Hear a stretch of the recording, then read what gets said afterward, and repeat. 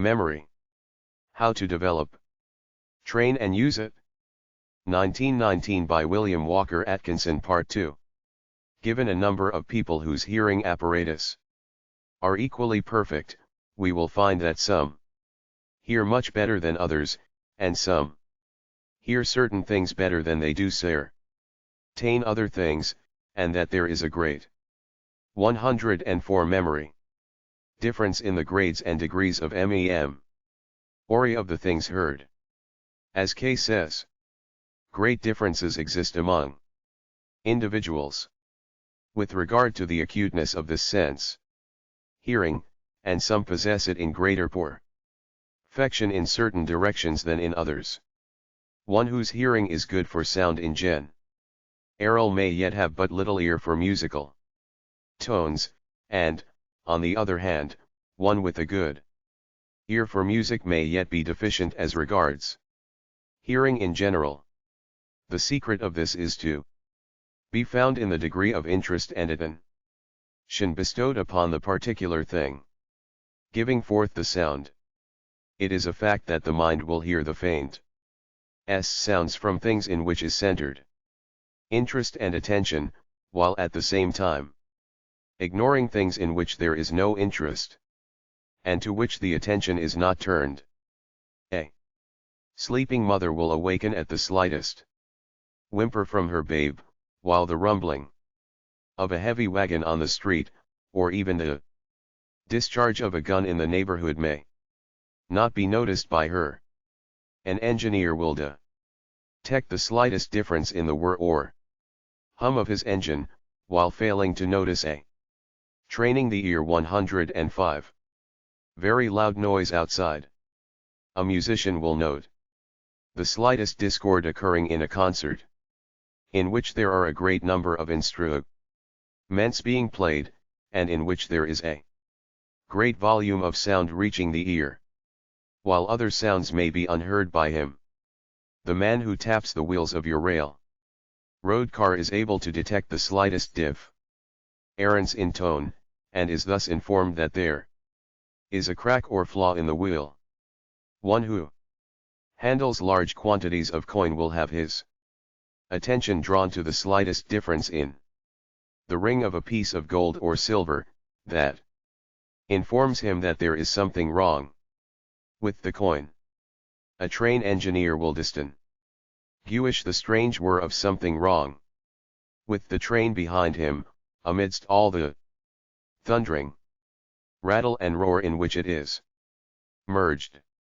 The foreman in a machine shop in the same manner detects the little strange noise that informs him that something is amiss, and he rings off the power at once. Telegraphers are able to detect the almost imperceptible differences in the sound of their instruments that inform them that a new operator is on the wire, or just who is sending 106 memory the message, and, in some cases, the mood or temper of the person transmitting it. Train men and steamboat men recognize the differences between every engine or boat on their line, or river, as the case may be. A skilled physician will detect the faint sounds denoting a respiratory trouble or a heart murmur in the patients. And yet these very people who are able to detect the faint differences in sound, above mentioned, are often known as poor hearers in other things. Why? Simply because they hear only that in which they are interested, and to which their attention has been directed. That is the whole secret, and in it is also to be found the secret of training of the ear perception. It is all a matter of interest and attention. The details depend upon these principles. In view of the facts just stated, it will be seen that the remedy for poor hearing, and poor memory of things heard is to be found in the use of the will in the direction of voluntary attention and interest.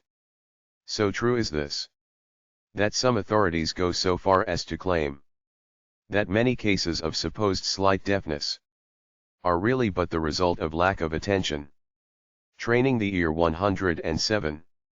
And concentration on the part of the person so troubled. K says, what is commonly called deafness is not infrequently to be at tribute to this cause, the sounds being heard, but not being interpreted or recognized. Sounds may be distinctly heard when the attention is directed toward them, that in ordinary circumstances would be imperceptible, and people often fail to hear what is said to them because they are not paying attention. Harvey says, that one half of the deafness that exists is the result of inattention cannot be doubted. There are but few persons who have not had the experience of listening to some bore, whose words were distinctly heard but the meaning of which was entirely lost because of inattention and lack of interest. Kirk sums the matter up in these words: in hearing we must distinguish two different points: the audible sensation as it is developed without any intellectual interference, and the conception which we form in consequence of that sensation. The reason that many persons do not remember things that they have heard is simply because they have not listened properly. Poor 108, Memoki. Listening is far more common than one would suppose at first. A little self-examination will reveal to you the fact that you have fallen into the bad habit of inattention. One cannot listen to everything, of course it would not be advisable. But one should acquire the habit of either really listening or else refusing to listen at all. The compromise of careless listening brings about deplorable results, and is really the reason why so many people can't remember what they have heard. It is all a matter of habit. Persons who have poor memories of ear impressions should be begin to listen in earnest. In order to acquire their lost habit of proper listening, they must exercise voluntary attention and develop interest.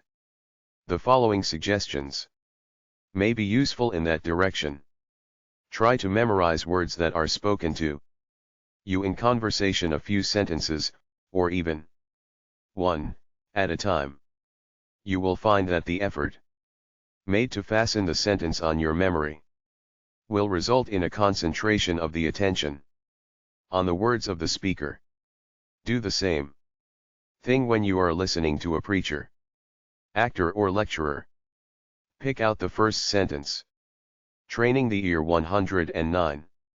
For memorizing, and make up your mind that your memory will be as wax to receive the impression and as steel to retain it. Listen to the stray scraps of conversation that come to your ears while walking on the street, and endeavor to memorize a sentence or two, as if you were to repeat it later in the day. Study the various tones, expressions, and inflections in the voices of persons speaking to you. You will find this most interesting and helpful. You will be surprised at the details that such analysis will reveal. Listen to the footsteps of different persons and endeavor to distinguish between them. Each has its peculiarities. Get someone to read a line or two of poetry or prose to you, and then endeavor to remember it. A little practice of this kind will greatly develop the power of voluntary attention to sounds and spoken words. But above everything else, practice repeating the words and sounds that you have memorized, so far as is possible, for by so doing you will get the mind into the habit of taking an interest in sound impressions. In this way you not only improve the sense of hearing, but also the faculty of remembering. 110 Memory. If you will analyze and boil down the above remarks and directions, Jan will find that the Gist of the whole matter is that one should actually use, employ and exercise the mental faculty of hearing, actively and intelligently. Nature has a way of putting to sleep, or atrophying any faculty that is not used or exercised, and also of encouraging, developing and strengthening any faculty that is properly employed and exercised. In this, you have the secret. Use it. If you will listen well, you will hear well and remember well that which you have heard. Chapter XL. How to remember names. The phase of memory connected with the remembrance or recollection of names probably is of greater interest to the majority of persons than are any of the associated phases of the subject. On all hands are to be found people who are embarrassed by their failure to recall the name of someone whom they feel they know, but whose name has escaped them.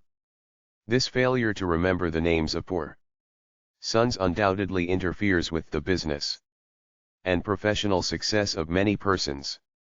And, on the other hand, the ability to recall names readily has aided many persons in the struggle for success. It would seem that there are a greater number of persons deficient in this phase of memory than in any other. As Holbrook has said, the memory of names is a subject with which most persons must have a more than passing interest. The number of persons who never or rarely forget. 112 Memoki. A name is exceedingly small, the number of those who have a poor memory for them is very large. The reason for this is partly a effect of mental development and partly a matter of habit. In either case it may be overcome by effort. Point 1. Have satisfied myself by experience and observation that a memory for names may be increased not only 2, but 100-fold.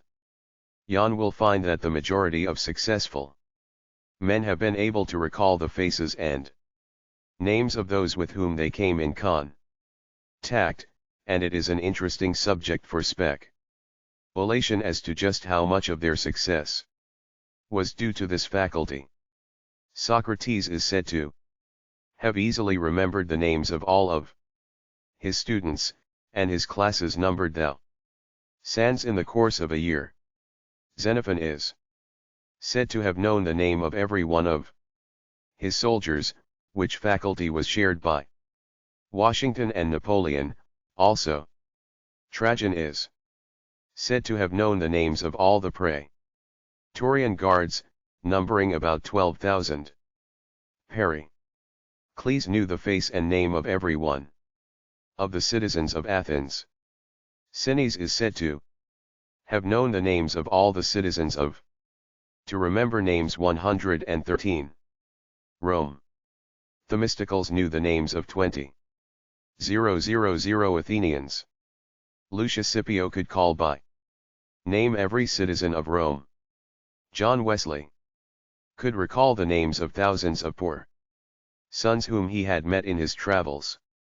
Henry Clay was specially developed in this phase of memory, and there was a tradition among his followers that he remembered everyone whom he met. Blaine had a similar reputation. There have been many theories advanced and explanations offered to account for the fact that the recollection of names is far more difficult than any other form of the activities of the memory.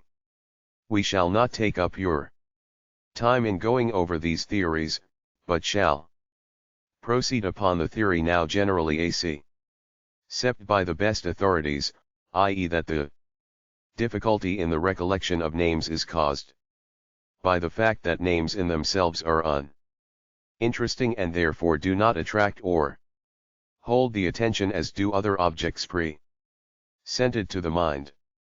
There is of course to be remembered the fact that sound impressions are apt to be more difficult of recollection than Sight impressions, but the lack of interesting. 114 Memory. Qualities in names is believed to be the principal obstacle and difficulty.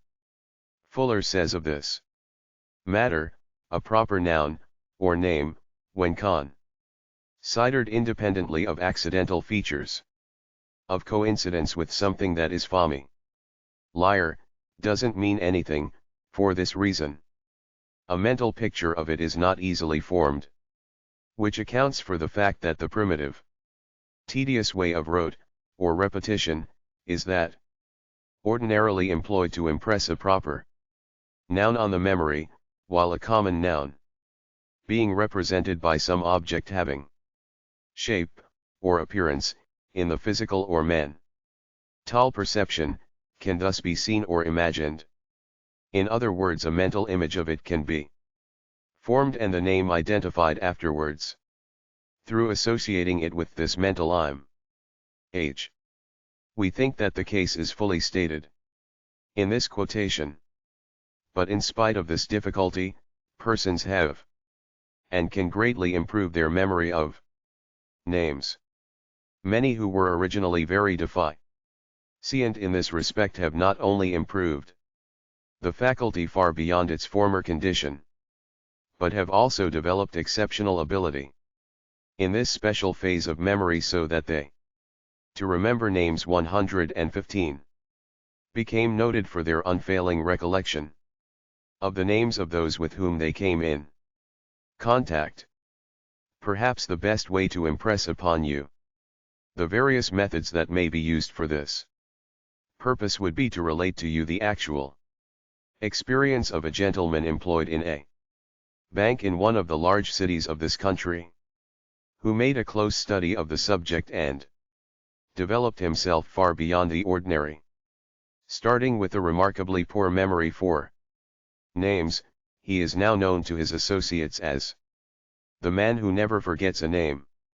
This gentleman first took a number of courses in secret methods of developing the memory, but after thus spending much money, he expressed his disgust with the whole idea of artificial memory training.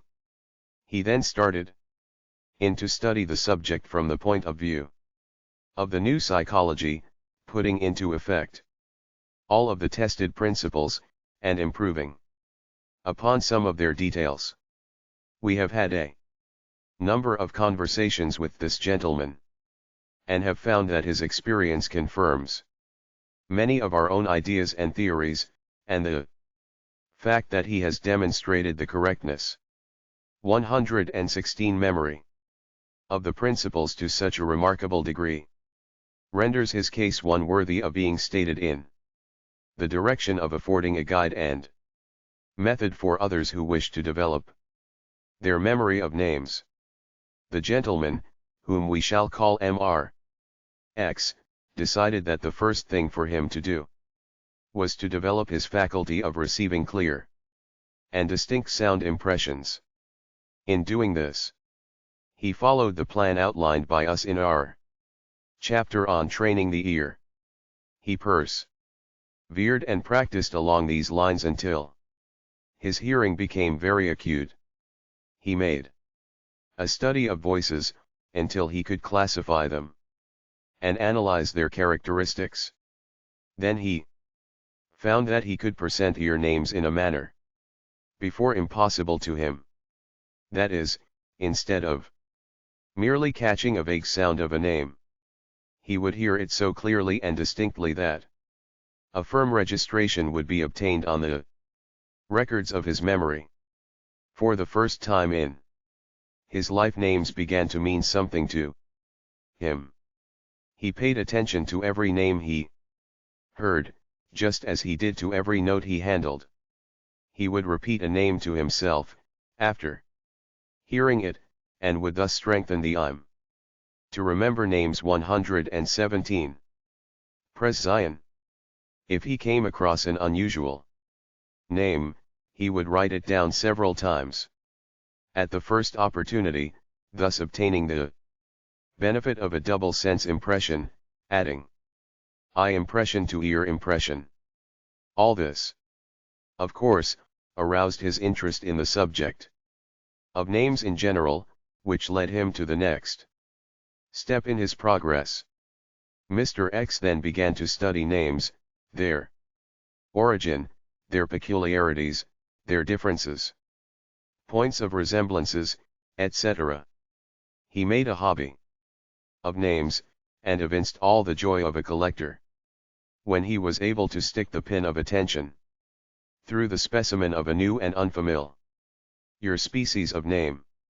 He began to collect names, just as others collect beetles, stamps, coins, etc., and took quite a pride in his collection and in his knowledge of the subject.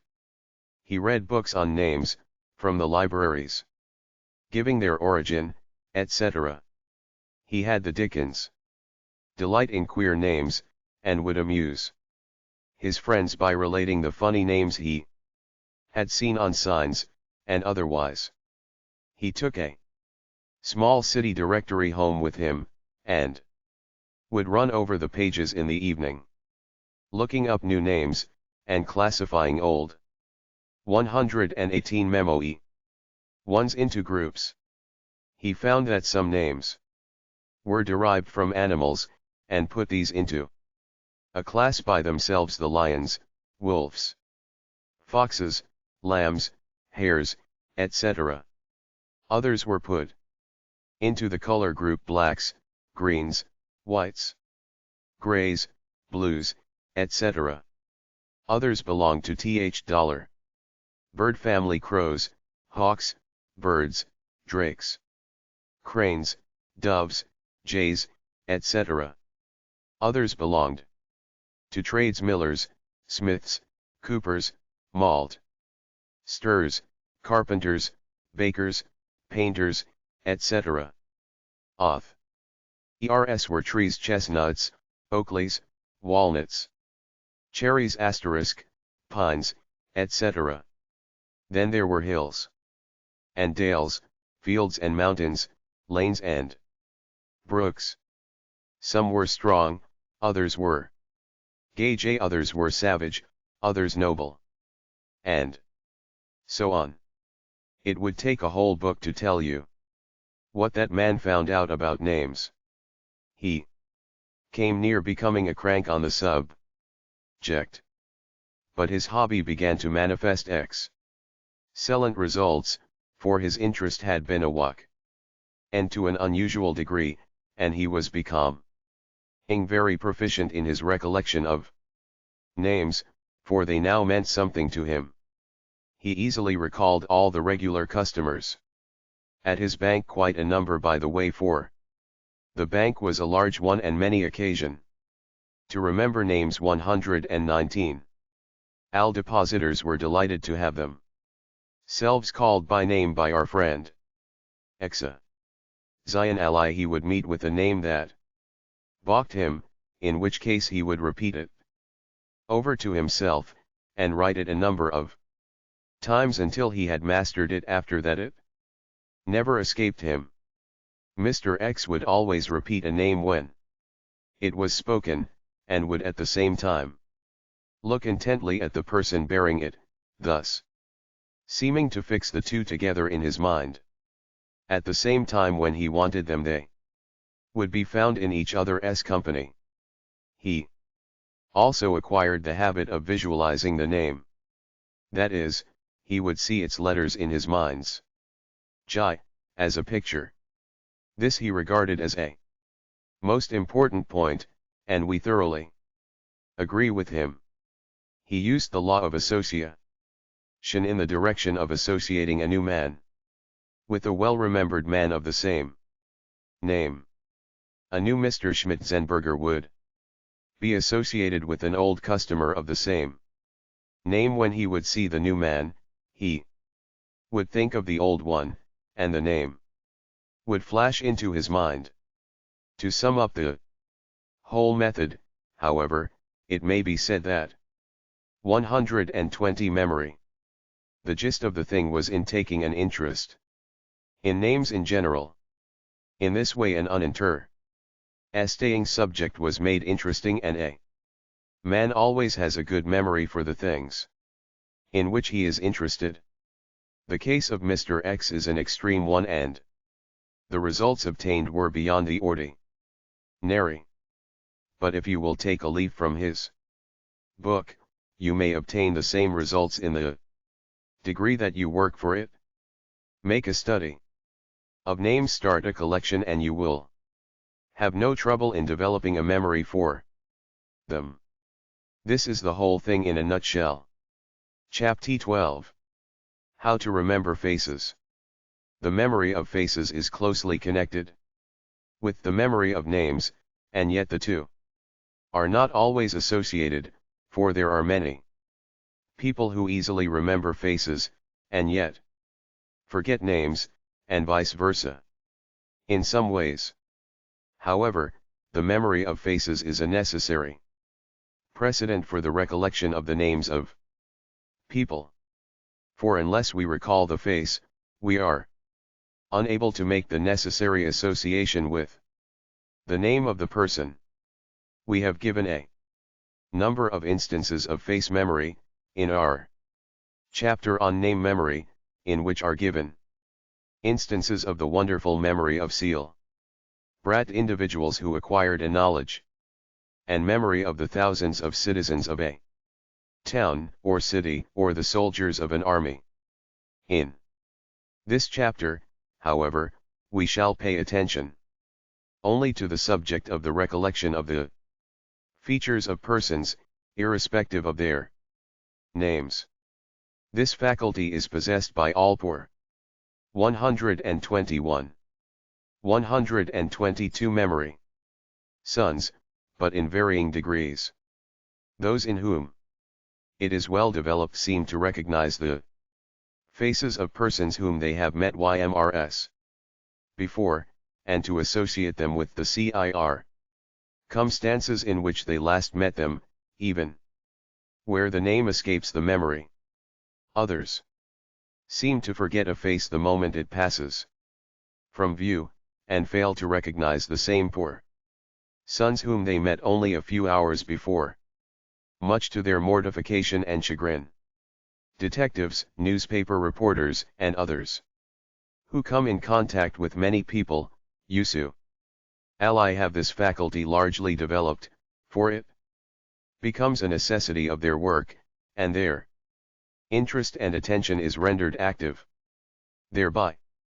Public men often have this faculty largely developed by reason of the necessities of their life. It is said that James G. Blaine never forgot the face of anyone whom he had met and conversed with a few moments. This faculty rendered him very popular in political life. In this respect he resembled Henry Clay, who was noted for his memory of faces. It is related of Clay that he once paid a visit of a few hours to a small town in Mississippi on an electioneering tour. Amidst the throng, to remember faces 123. Surrounding him was an old man, with one eye missing. The old fellow pressed forward, crying out that he was sure that Henry Clay would remember him.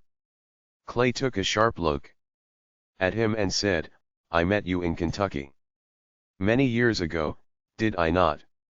"Yes," replied the man. "Did you lose your eye since then?" asked Clay. "Yes, several years after," replied the old man. "Turn your face sideways, so that I can see your profile," said Clay. The man did so. Then Clay smiled triumphantly, saying, "I've got you. Now weren't you on that jury in the Innis case at Frankfurt, that I tried in the United States Court over 20 years ago?" "Yes, sirree," said the man, "I know that yet. Know me, and I told em you would." And the crowd gave a whoop, and Clay knew that he was safe in that town and county.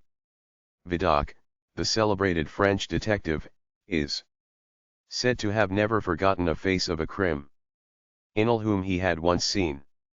A celebrated instance of this power on his part is that of the case of Delafranche the forger, who escaped from prison and dwelt in foreign lands for over 20 years.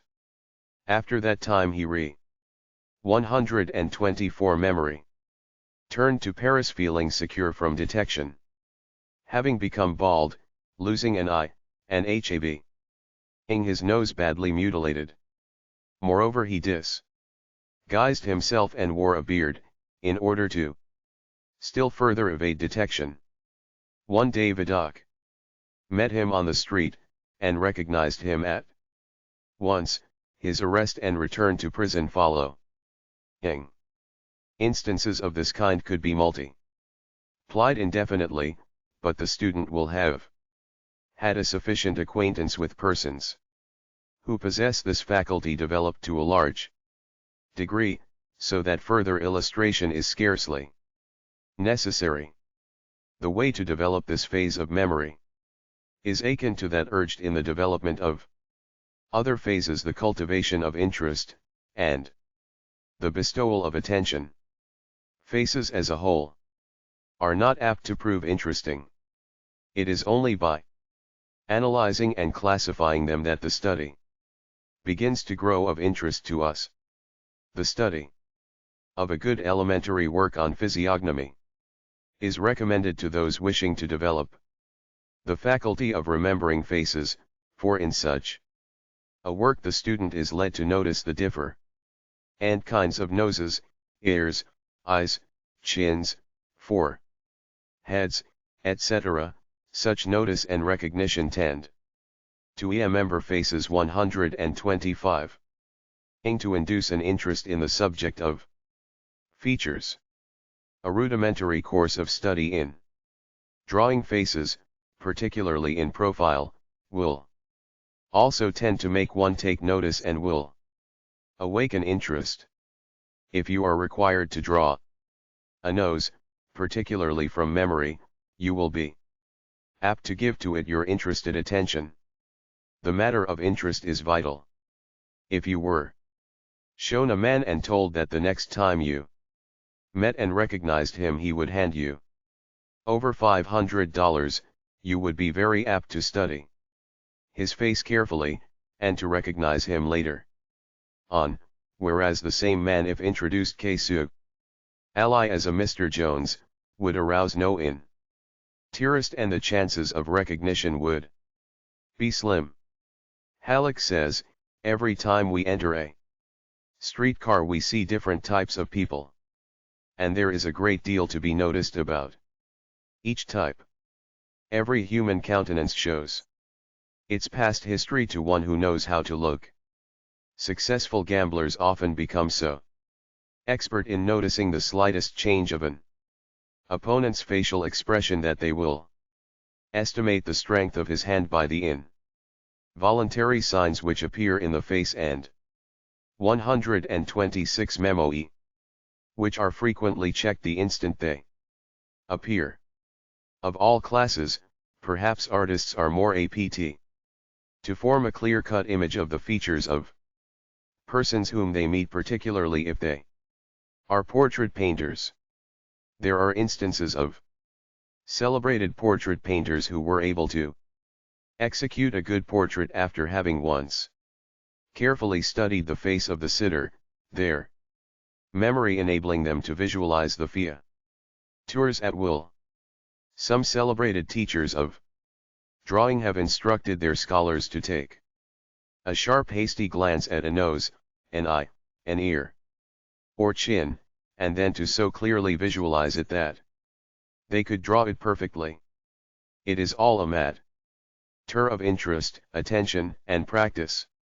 Sir Francis Galton cites the instance of a French teacher who trained his pupils so thoroughly in this direction that after a few months' practice they had no difficulty in summoning images at will, in holding them steady, and in drawing them correctly.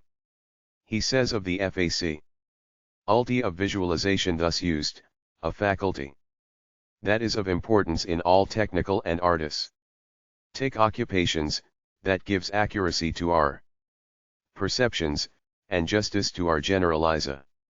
To remember faces 127 is starved by lazy disuse, instead of being cultivated judiciously in such a way as will, on the whole, bring the best return.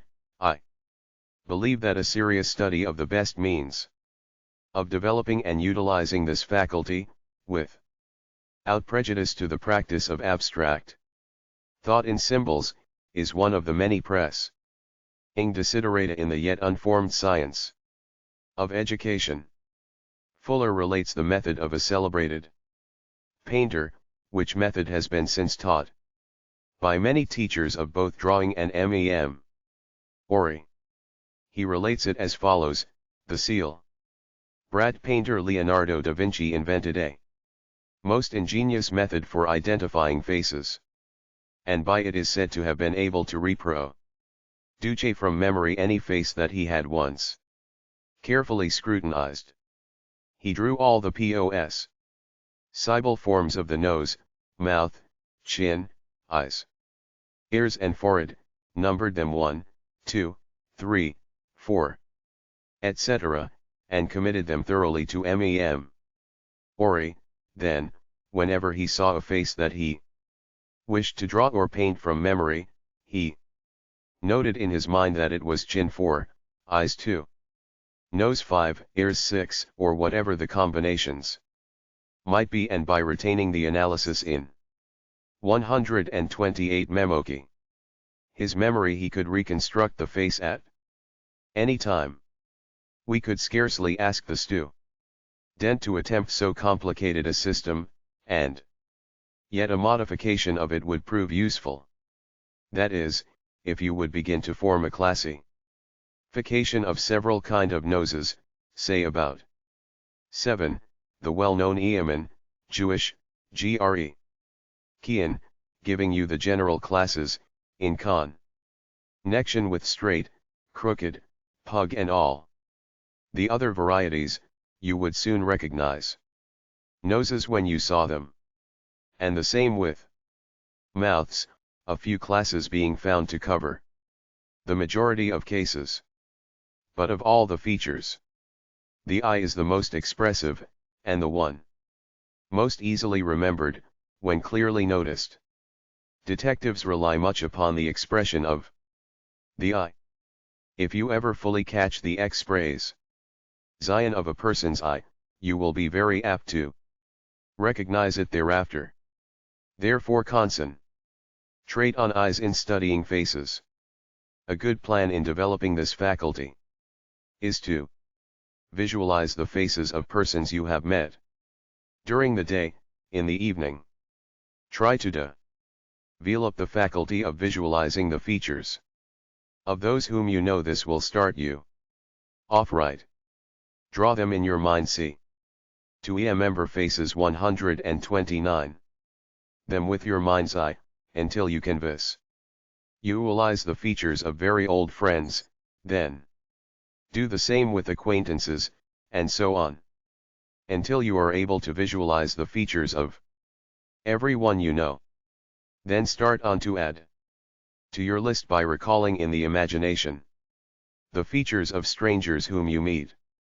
By a little practice of this kind you will develop a great interest in faces, and your memory of them, and the power to recall them will increase rapidly. The secret is to study faces, to be interested in them. In this way you add zest to the task, and make a pleasure of a drudgery. The study of photographs is also a great aid in this work, but study them in detail, not as a whole. If you can arouse sufficient interest in features and faces, you will have no trouble in remembering and recalling them. The two things go together. Chapter 13. How to remember places. There is a great difference in the various degrees of development of the sense of local ity in different persons. but these differ. Instances may be traced directly to the degree of memory of that particular phase or faculty of the mind, which in turn depends upon the degree of attention, interest, and use which has been bestowed upon the faculty in case. The authorities on phrenology define the faculty of locality as follows: cognitive, zanki of place, recollection of the looks of places, roads, scenery, and the location of objects, where on a page ideas are to be found, and position generally, the geographical fac.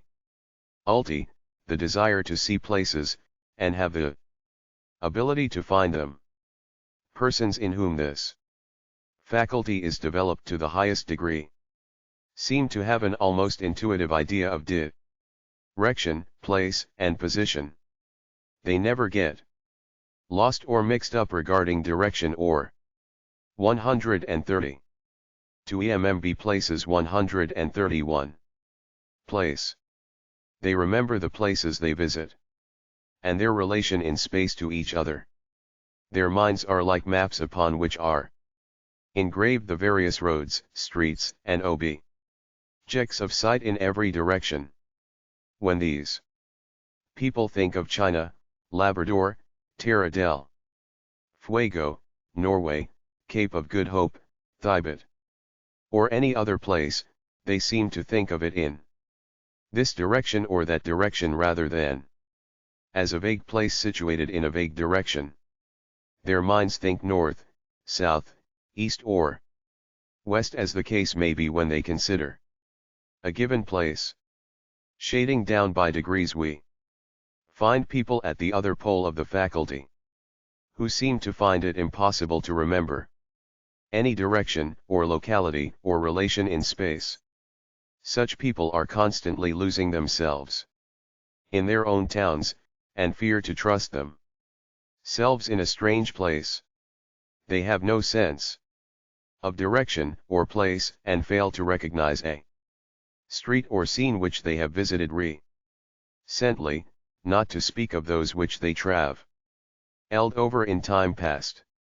Between these two poles or degrees there is a vast difference, and it is difficult to realize that it is all a matter of use, interest, and attention.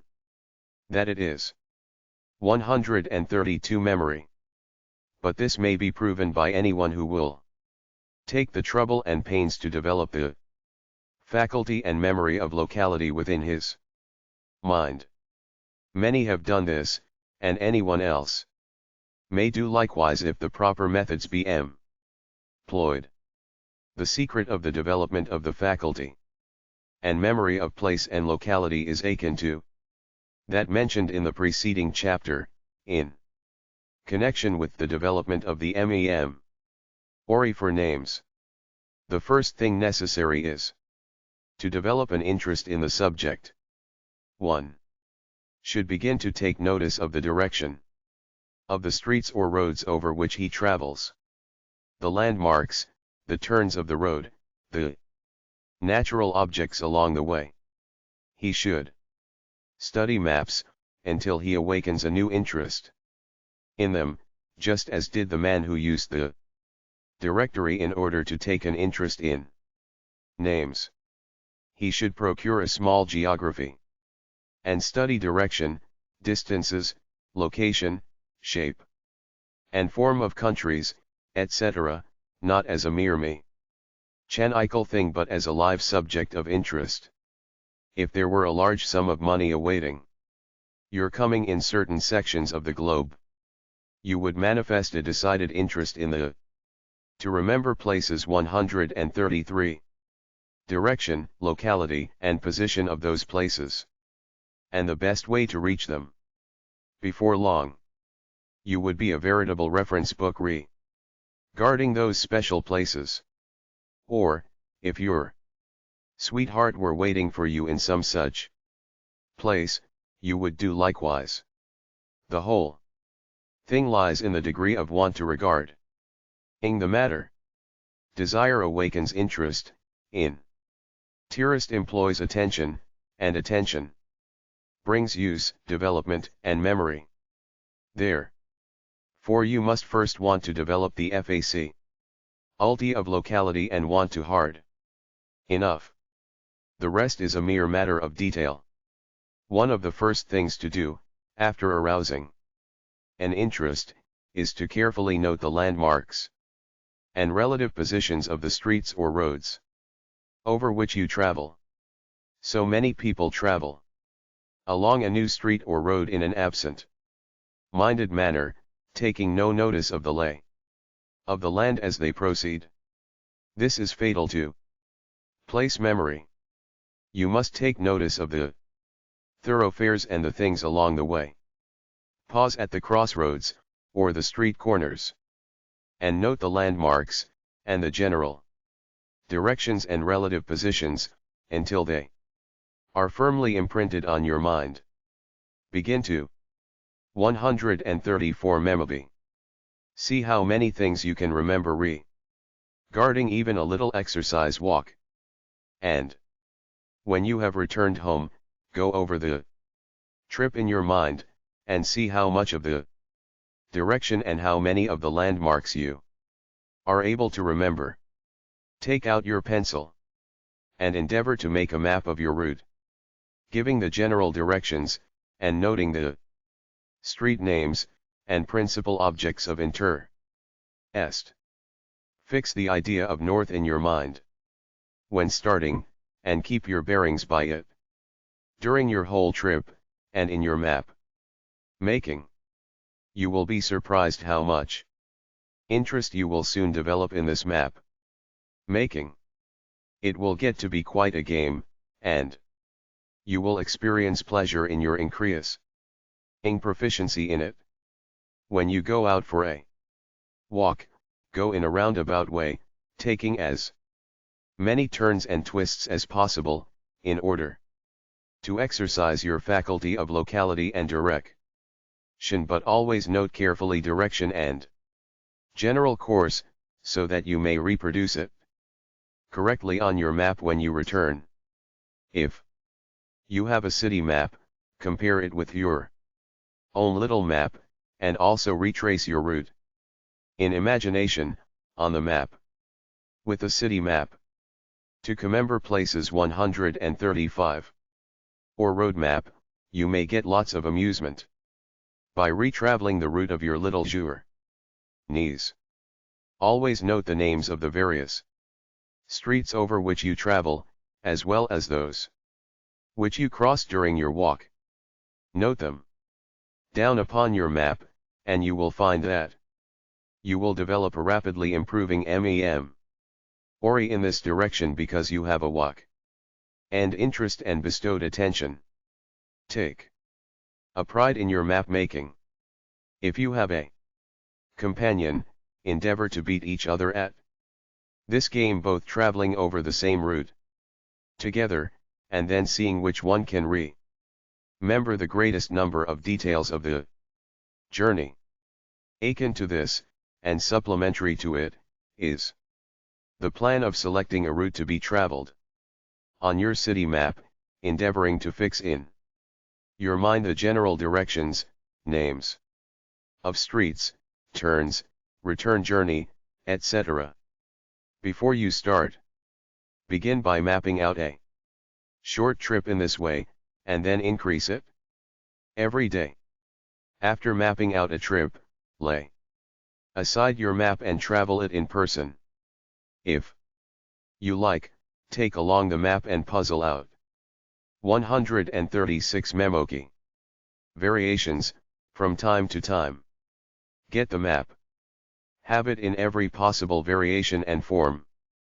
But do not depend upon the map exclusively, but instead, endeavor to correlate the printed map with the mental map that you are building in your brain. If you are about to take a journey to a strange place, study your maps carefully before you go, and exercise your memory in reproducing them with a pencil. Then as you travel along, compare places with your map, and you will find that you will take an entirely new interest in the trip it will begin. by meaning something to you. If about to visit a strange city, procure a map of it before starting, and begin by noting the cardinal points of the compass. Study the map, the directions of the principal streets and the relative positions of the principal points of interest, buildings, etc. In this way you not only develop your memory of places, and render yourself proof against being lost, but you also provide a source of new and great interest in your visit. The above suggestions are capable of the greatest expansion and variation on the part to remember places 137 of anyone who practices them. The whole thing depends upon the taking notice and using the attention, and those things in turn depend upon the taking of interest in the subject. If anyone will wake up and take interest in the subject of locality and direction, he may develop himself along the lines of place memory to an almost incredible degree, in a comparatively short time at that. There is no other phase of memory that so quickly responds to use and exercise as this one. We have in mind a lady who was notoriously deficient in the memory of place, and was sure to lose herself a few blocks from her stopping place, wherever she might be. She seemed absolutely devoid of the sense of direction or locality, and often lost herself in the hotel corridors, notwithstanding the fact that she traveled all over the world with her husband for years. The trouble undoubtedly arose from the fact that she depended altogether upon her husband as a pilot, the couple being inseparable. Well, the husband died, and the lady lost her pilot. Instead of giving up in despair, she began to rise to the occasion. Having no pilot, she had to pilot herself. And 138 memory. She was forced to wake up and take notice. She was compelled to travel for a couple of years, in order to close up certain business matters of her husband's, for she was a good businesswoman in spite of her lack of development along this one line, and in order to get around safely, she was forced to take an interest in where she was going. Before the 2 years' travels were over, she was as good a traveler as her husband had ever been, and was frequently called upon as a guide by others in whose company she chanced to be. She explained it by saying, "Why, I don't know just how I did it, I just had to, that's all, I just did it." Another example of a woman's because, you see, what this good lady just did, was accomplished by an instinctive following of the plan which we have suggested to you. She just had to use maps and to take notice. That is the whole story. So true are the principles underlying this method of developing the place memory, that one deficient in it, providing he will arouse intense interest and will stick to it, may develop the faculty to such an extent that he, to remember places 139, may almost rival the cat which always came back, or the dog which you couldn't lose. The Indians, Arabs, Gypsies, and other PEO, PLE of the plain, forest, desert, and mountains have this faculty so highly developed that it seems almost like an extra sense. It is all this matter of taking notice sharpened by continuous need, use, and exercise, to a high degree. The mind will respond to the need. If the person, like the lady, just has to, the laws of attention and association will work wonders when actively called into play by interest or need, followed by exercise and use. There is no magic in the process, just want to and keep at it, that's all. Do you want to hard enough have you the determination to keep at it? Chapter 14. How to Remember Numbers. The faculty of number, that is the faculty of knowing, recognizing, and remembering figures in the abstract and in their relation to each other, differs very materially among different individuals. To some, figures and numbers are apprehended and remembered with ease, while to others they possess no interest, attraction or affinity, and consequently are not apt to be remembered. It is generally admitted by the best authorities that the memorizing of dates, figures, numbers, etc., is the most difficult of any of the phases of memory. But all agree that the faculty may be developed by practice and interest. There have been instances of persons having this faculty of the mind developed to a degree almost incredible, and other instances of poor sons having started with an aversion to figures and then developing an interest which 140. To remember numbers 141 resulted in their acquiring a remarkable degree of proficiency along these lines. Many of the celebrated mathematicians and astronomers developed wonderful memories for figures. Herschel is said to have been able to remember all the details of intricate calculations in his astronomical computations, even to the figures of the fractions. It is said that he was able to perform the most intricate calculations mentally, without the use of pen or pencil, and then dictated to his assistant the entire details of the process, including the final results. Tycho Brahe, the astronomer, also possessed a similar memory. It is said that he rebelled at being compelled to refer to the printed tables of square roots and cube roots, and set to work to memorize the entire set of tables, which almost incredible task he accomplished in a half day. This required the memorizing of over 75,000 figures, and their relations to each other. Euler, the mathematician, became blind in his old age, and being unable to refer to his tables, memorized them. It is said that he was able to repeat from recollection the first 6 powers of all the numbers from 1 to 100. 142 memory. Wallace the mathematician was a prodigy in this respect.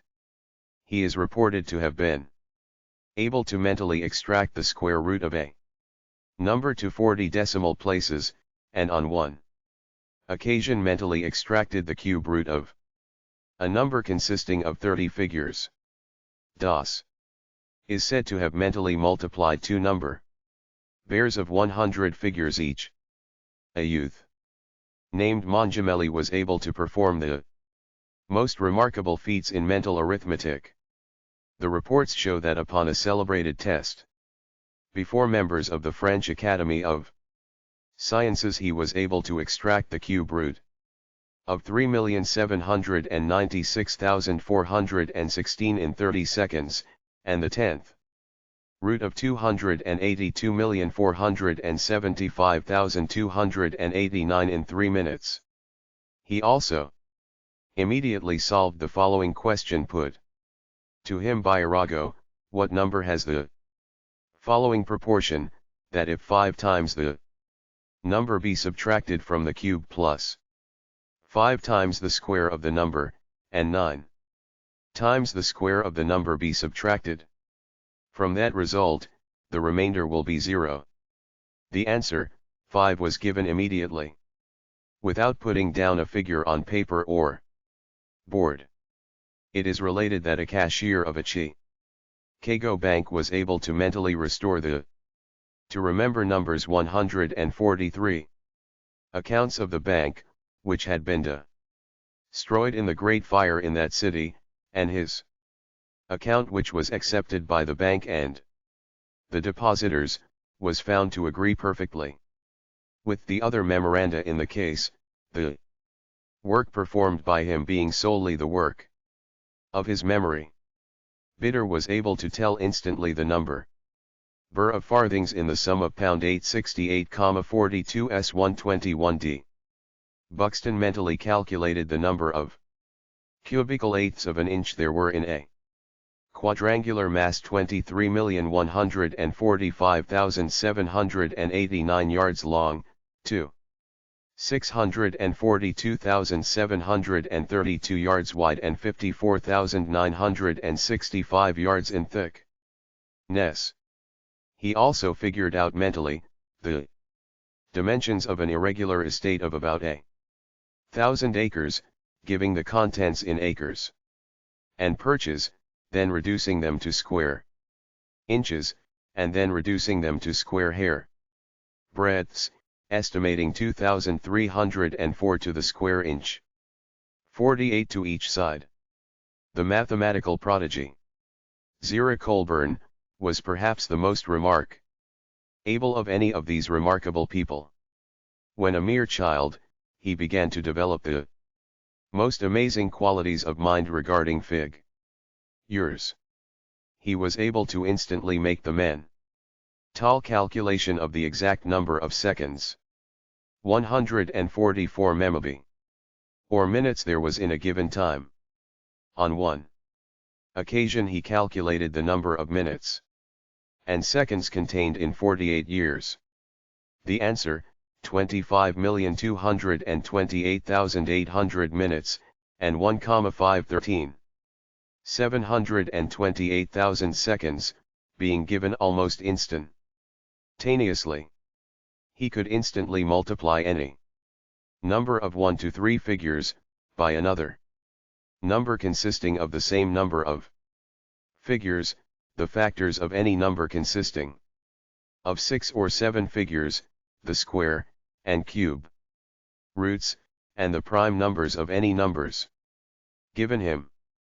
He mentally raised the number 8, progressively, to its 16th power, the result being 281,474,976,710,656, and gave the square root of 106,929, which was 5. He mentally extracted the cube root of 268,336, 125, and the squares of 244,999,755 and 1,224, 998,755. In 5 seconds he calculated the cube root of 413,993,348,677. He found the factors of 4,294,967,297, which had previously been considered to be a prime number. He mentally calculated the square of 999,999, which is 999,998,000,001, and then multiplied that number by 49, and the product by the same number, and the whole by 25, the latter as extra measure. To remember numbers 145. The great difficulty in remembering number bears, to the majority of persons, is the fact that numbers do not mean anything to them, that is, that numbers are thought of only in their abstract phase and nature, and are consequently far more difficult to remember than are impressions received from the senses of sight or sound. The remedy, however, becomes apparent when we recognize the source of the difficulty. The remedy is: make the number the subject of sound and sight impressions. Attach the abstract idea of the numbers to the sense of impressions of sight or sound, or both, according to which are the best developed in your particular case. It may be difficult for you to remember 1848 as an abstract thing, but comparatively easy for you to remember the sound of 1848, or the shape and appearance of 1848. If you will repeat a number to yourself, so that you grasp the sound impression of it, or else visualize it so that you can remember having seen it, then you will be far more apt to remember it than if you merely think of it without reference to sound or form.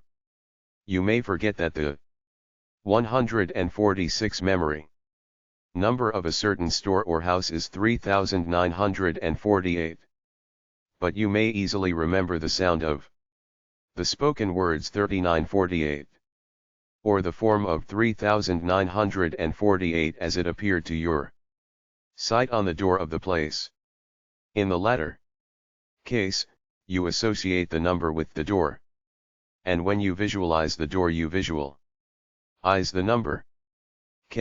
Speaking of visualization, or the reproduction of mental images of things to be remembered, says, those who have been distinguished for their power to carry out long and intricate processes of mental calculation owe it to the same cause. Taine says, children accustomed to calculate in their heads write mentally with chalk on an imaginary board the figures in question, then all their partial operations, then the final sum, so that they see internally the different lines of white figures with which they are concerned. Young Colburn, who had never been at school and did not know how to read or write, said that, when making his calculations he saw them clearly before him. Another said that he saw the numbers he was working with as if they had been written on a slate/bitter. To remember numbers 147. Said, if I perform a sum mentally, it always proceeds in a visible form in my mind. Indeed, I can conceive of no other way possible of doing mental arithmetic. We have known office boys who could never remember the number of an address until it were distinctly repeated to them several times, then they memorized the sound and never forget it. Others forget the sounds, or failed to register them in the mind, but after once seeing the number on the door of an office or store, could repeat it at a moment's notice, saying that they mentally could see the figures on the door. You will find by a little questioning that the majority of people remember figures or numbers in this way, and that very few can remember them as abstract things. For that matter, it is difficult for the majority of persons to even think of a number abstractly. Try it yourself, and ascertain whether you do not remember the number as either a sound of words, or else as the mental image or visualization of the form of the figures. And, by the way, whichever it happens to be, sight or sound, that particular kind of remembrance is your best way of 148 memory. Remembering numbers, and consequently gives you the lines upon which you should proceed to develop this phase of memory. The law of association may be used advantageously in memorizing numbers, for instance we know of a person who remembered the number 186,000, the number of miles per second traveled by light waves in the ether, by associating it with the number of his father's former place of business, 186. Another remembered his telephone number, 1876, by recalling the date of the Declaration of Independence. Another, the number of states in the Union, by associating it with the last two figures of the number of his place % of business. But by far the better way to memorize dates, special numbers connected with events, etc., it to visualize the picture of the event with the picture of the date or number. Burr, thus combining the two things into a mental picture, the association of which will be preserved when the picture is recalled. Verse of doggerel, such as in 1492, Columbus sailed the ocean blue, or in 1861, our country's Civil War begun. To remember numbers 149, etc., have their places and uses.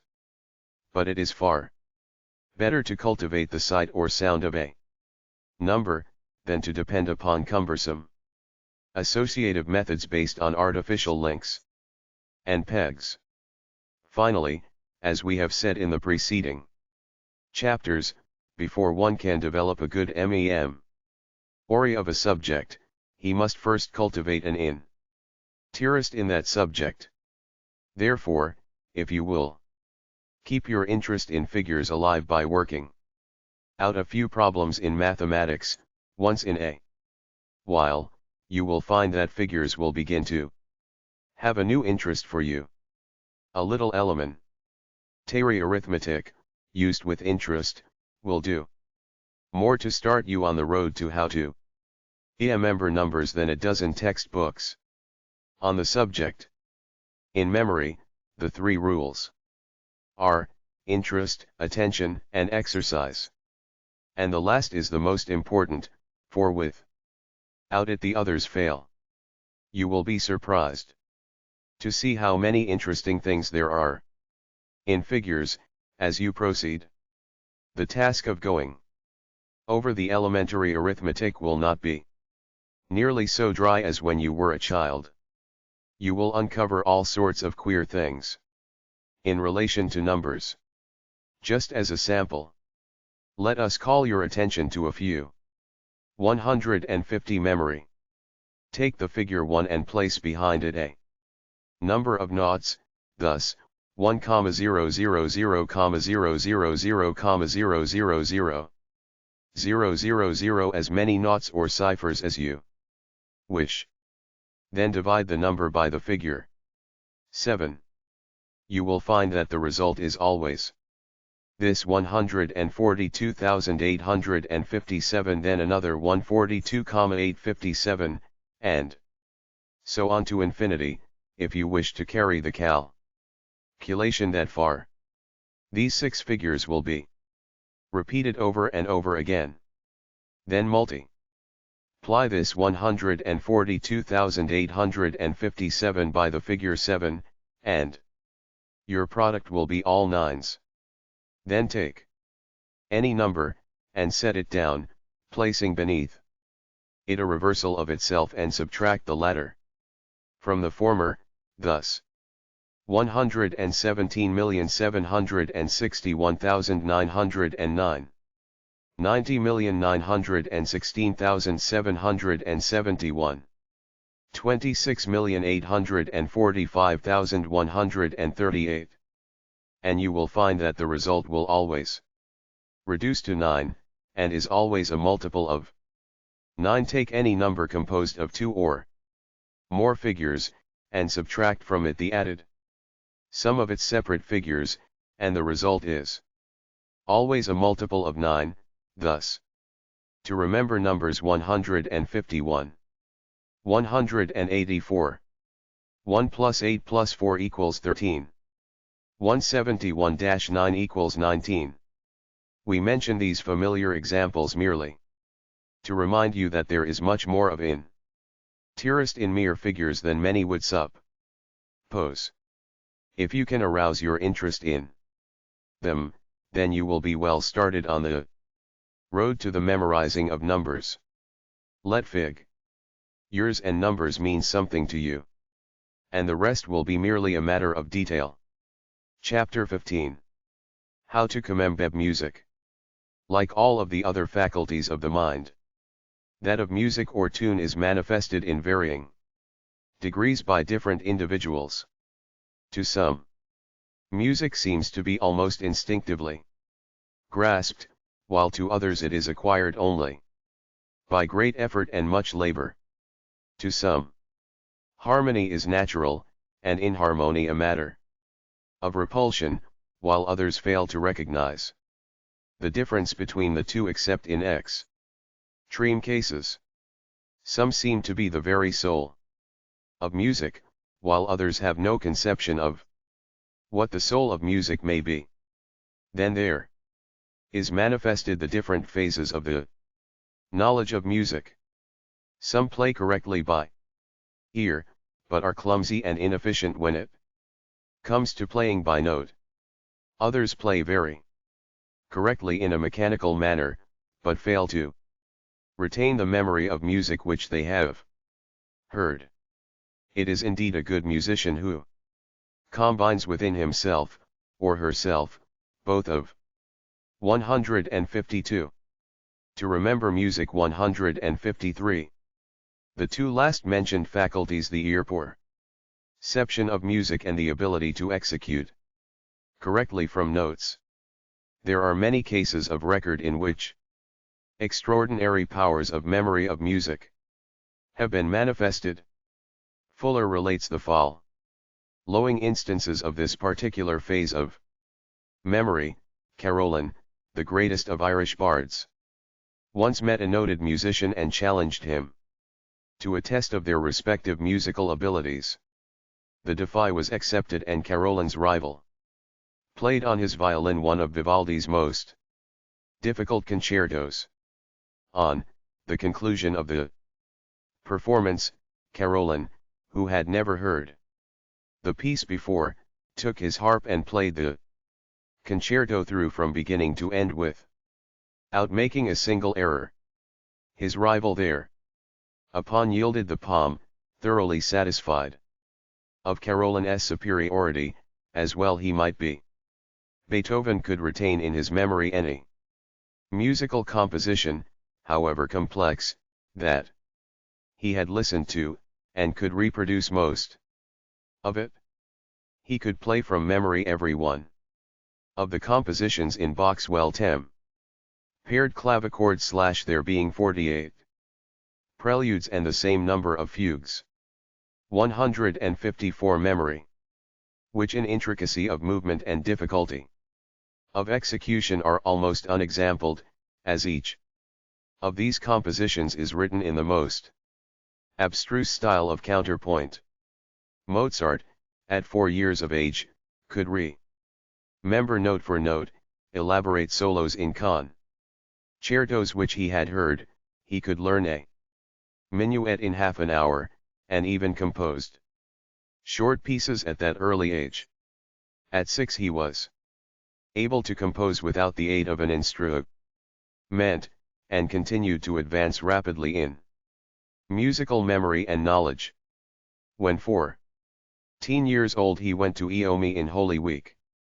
At the Sistine Chapel was performed each day, Allegri's I Miserere, the score of which Mozart wished to obtain, but he learned that no copies were allowed to be made. He listened attentively to the performance, at the conclusion of which he wrote the whole score from memory without an error. In other time, Mozart was engaged to contribute an original composition to be performed by a noted violinist and himself at Vienna before the Emperor Joseph. On arriving at the appointed place, Mozart discovered that he had forgotten to bring his part. Nothing to remember. Muffle 155. Dismayed, he placed a blank sheet of paper before him, and played his part through from memory without a mistake. When the opera of Don Giovanni was first performed, there was no time to copy the score for the harpsichord, but Mozart was equal to the occasion. He conducted the entire opera and played the harpsichord accompaniment to the songs and choruses without a note before him. There are many well-attested instances of Mendelssohn's remarkable musical memory. He once gave a grand concert in London, at which his overture to Midsummer Night's Dream was produced. There was only one copy of The full score, which was taken charge of by the organist of St. Paul's Cathedral, who unfortunately left it in a hackney coach where, upon Mendelssohn wrote out another score from memory, without an error. At another time, when about to direct a public performance of Bach's Passion music, he found on mounting the conductor's platform that instead of the score of the work to be performed, that of another composition had been brought by mistake. Without hesitation, Mendelssohn successfully conducted this 156 memoe plicated work from memory, automatically turning over leaf after leaf of the score for him as the performance progressed, so that no feeling of uneasiness might enter the minds of the orchestra and singers. Gottschalk, it is said, could play from memory several thousand compositions, including many of the works of Bach. The noted conductor, Viennese, rarely has the score before him in conducting an opera, knowing every note of many operas from memory. Asterisk. It will be seen that two phases of memory must enter into the memory of music: the memory of tune and the memory of the notes. The memory of tune of course falls into the class of ear impressions, and what has been said regarding them is also applicable to this case. The memory of notes falls into the classification of eye impressions, and the rules of this class of memory applies in this case. As to the cultivation of the memory of tune, the principal advice to be given is that the student take an active interest in all that pertains to the sound of music, and also takes every opportunity for listening to good music, and endeavoring to reproduce it. To Remember Music 157. In the imagination or memory, endeavor to enter into the spirit of the music until it becomes a part of yourself. Best not content with merely hearing it, but lend yourself to a feeling of its meaning. The more the music means to you, the more easily will you remember it. The plan followed by many students, particularly those of vocal music, is to have a few bars of a piece played over to them several times, until they are able to hum it correctly, then a few more are added, and then a few more, and so on. Each addition must be reviewed in connection with that which was learned before, so that the chain of association may be kept unbroken. The principle is the same as the child learning his ABC. He remembers B because it follows A. By this constant addition of just a little bit more, accompanied by frequent reviews, long and difficult pieces may be memorized. The memory of notes may be developed by the method above named, the method of learning a few bars well, and then adding a few more, and frequently reviewing as far as you have learned, forging the links of as 158 memory association as you go along, by frequent practice. The method being entirely that of eye impression and subject to its rules, you must observe the idea of visualization, that is learning each bar until you can see it in your mind's eye as you proceed. But in this, as in many other eye impressions, you will find that you will be greatly aided by your memory of the sound of the notes, in addition to their appearance. Try to associate the two as much as possible, so that when you see a note, you will hear the sound of it, and when you hear a note sounded, you will see it as it appears on the score. This combining of the impressions of both sight and sound will give you the benefit of the double sense impression, which results in doubling your memory efficiency. In addition to visualizing the notes themselves, the student should add the appearance of the various symbols denoting the key, the time, the movement, expression, etc., so that he may hum the air from the visualized notes with expression and with correct interpretation. Changes of key, time or movement should be carefully noted in the memoriza. To remember music 159. Of the notes. And above everything else, memorize the feeling of that particular portion of the score, that you may not only see and hear, but also feel that which you are recalling. We would advise the student to practice memorizing simple songs at first, for various reasons. One of these reasons is that these songs lend themselves readily to memorizing, and the chain of easy association is usually maintained throughout. In this phase of memory, as in all others, we add the advice to take interest, bestow attention, and practice and exercise as often as possible. You may have tired of these words, but they constitute the main principles of the development of a retentive memory.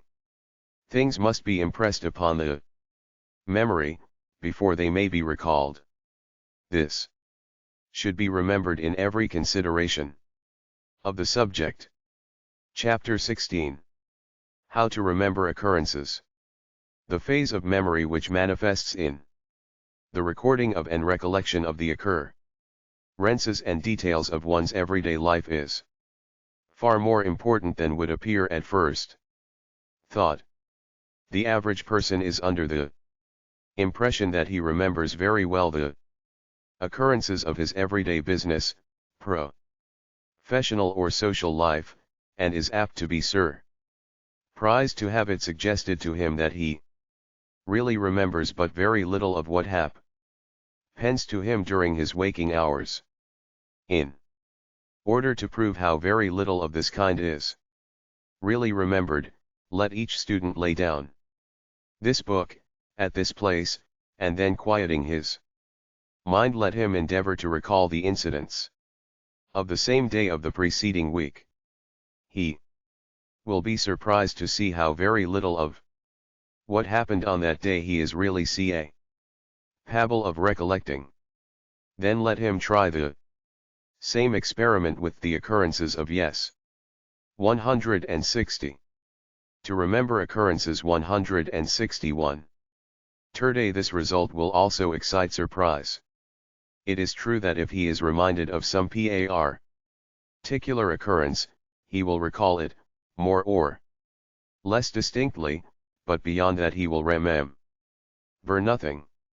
Let him imagine himself called upon to testify in court, regarding the happenings of the previous day, or the day of the week before, and he will realize his position. The reason for his failure to easily remember the events referred to is to be found in the fact that he made no effort at the time to impress these happenings upon his subconscious mentality. He allowed them to pass from his attention like the proverbial water from the duck's back. He did not wish to be bothered with the recollection of trifles, and in endeavoring to escape from them, he made the mistake of failing to store them away. There is a vast difference between dwelling on the past, and storing away past records for possible future reference. 2. Allow the records of each day to be destroyed is like tearing up the important business papers in an office in order to avoid giving them a little space in the files. 162 Memory. It is not advisable to expend much mental effort in fastening each important detail of the day upon the mind, as it occurs, but there is an easier way that will accomplish the purpose, if one will but take a little trouble in that direction. We refer to the practice of reviewing the occurrences of each day, after the active work of the day is over. If you will give to the occurrences of each day a mental review in the evening, you will find that the act of reviewing will employ the attention to such an extent as to register the happenings in such a manner that they will be available if ever needed thereafter. It is akin to the filing of the business papers of the day, for possible future reference. Besides this advantage, these reviews will serve you well as a reminder of many little things of immediate importance which have escaped your recollection by reason of something that followed them in the field of attention. You will find that a little practice will enable you to review the events of the day, in a very short space of time, with a surprising degree of accuracy of detail. It seems that the mind will readily respond to this demand. To remember occurrences 163. Upon it, the process appears to be akin to a mental digestion, or rather a mental rumination, similar to that of the cow when it chews the cud that it has previously gathered. The thing is largely a knack easily acquired by a little practice. It will pay you for the little trouble and time that you expend upon it. As we have said, not only do you gain the advantage of storing away these records of the day for future use, but you also have your attention called to many important details that have escaped you, and you will find that many ideas of importance will come to you in your moments of leisure rumination. Let this work be done in the evening, when you feel at ease, but do not do it after you retire. The bed is made for sleep, not for thinking. You will find that the subconsciousness will awaken to the fact that it will be called upon later for the records of the day, and will, accordingly, take notice of what happens, in a far more diligent and faithful manner. The subconsciousness responds to a call made upon it in an astonishing manner, when it once understands just what is required of it. You will see that 164 Memobi. Much of the virtue of the plan recommended consists in the fact that in the review there is an employment of the attention in a manner impossible during the haste and rush of the day's work. The faint impressions are brought out for examination, and the attention of the examination and review greatly deepen the impression in each case, so that it may be reproduced thereafter. In a sense, it is the deepening of the faint impressions of the day. Thurlow Weed, a well-known politician of the last century, testifies to the efficacy of the above-mentioned method, in his memoirs. His plan was slightly different from that mentioned by us, but you will at once see that it involves the same principles, the same psychology. Mr. Weed says, "Some of my friends used to think that I was cut out for a politician, but I saw at once a fatal weakness.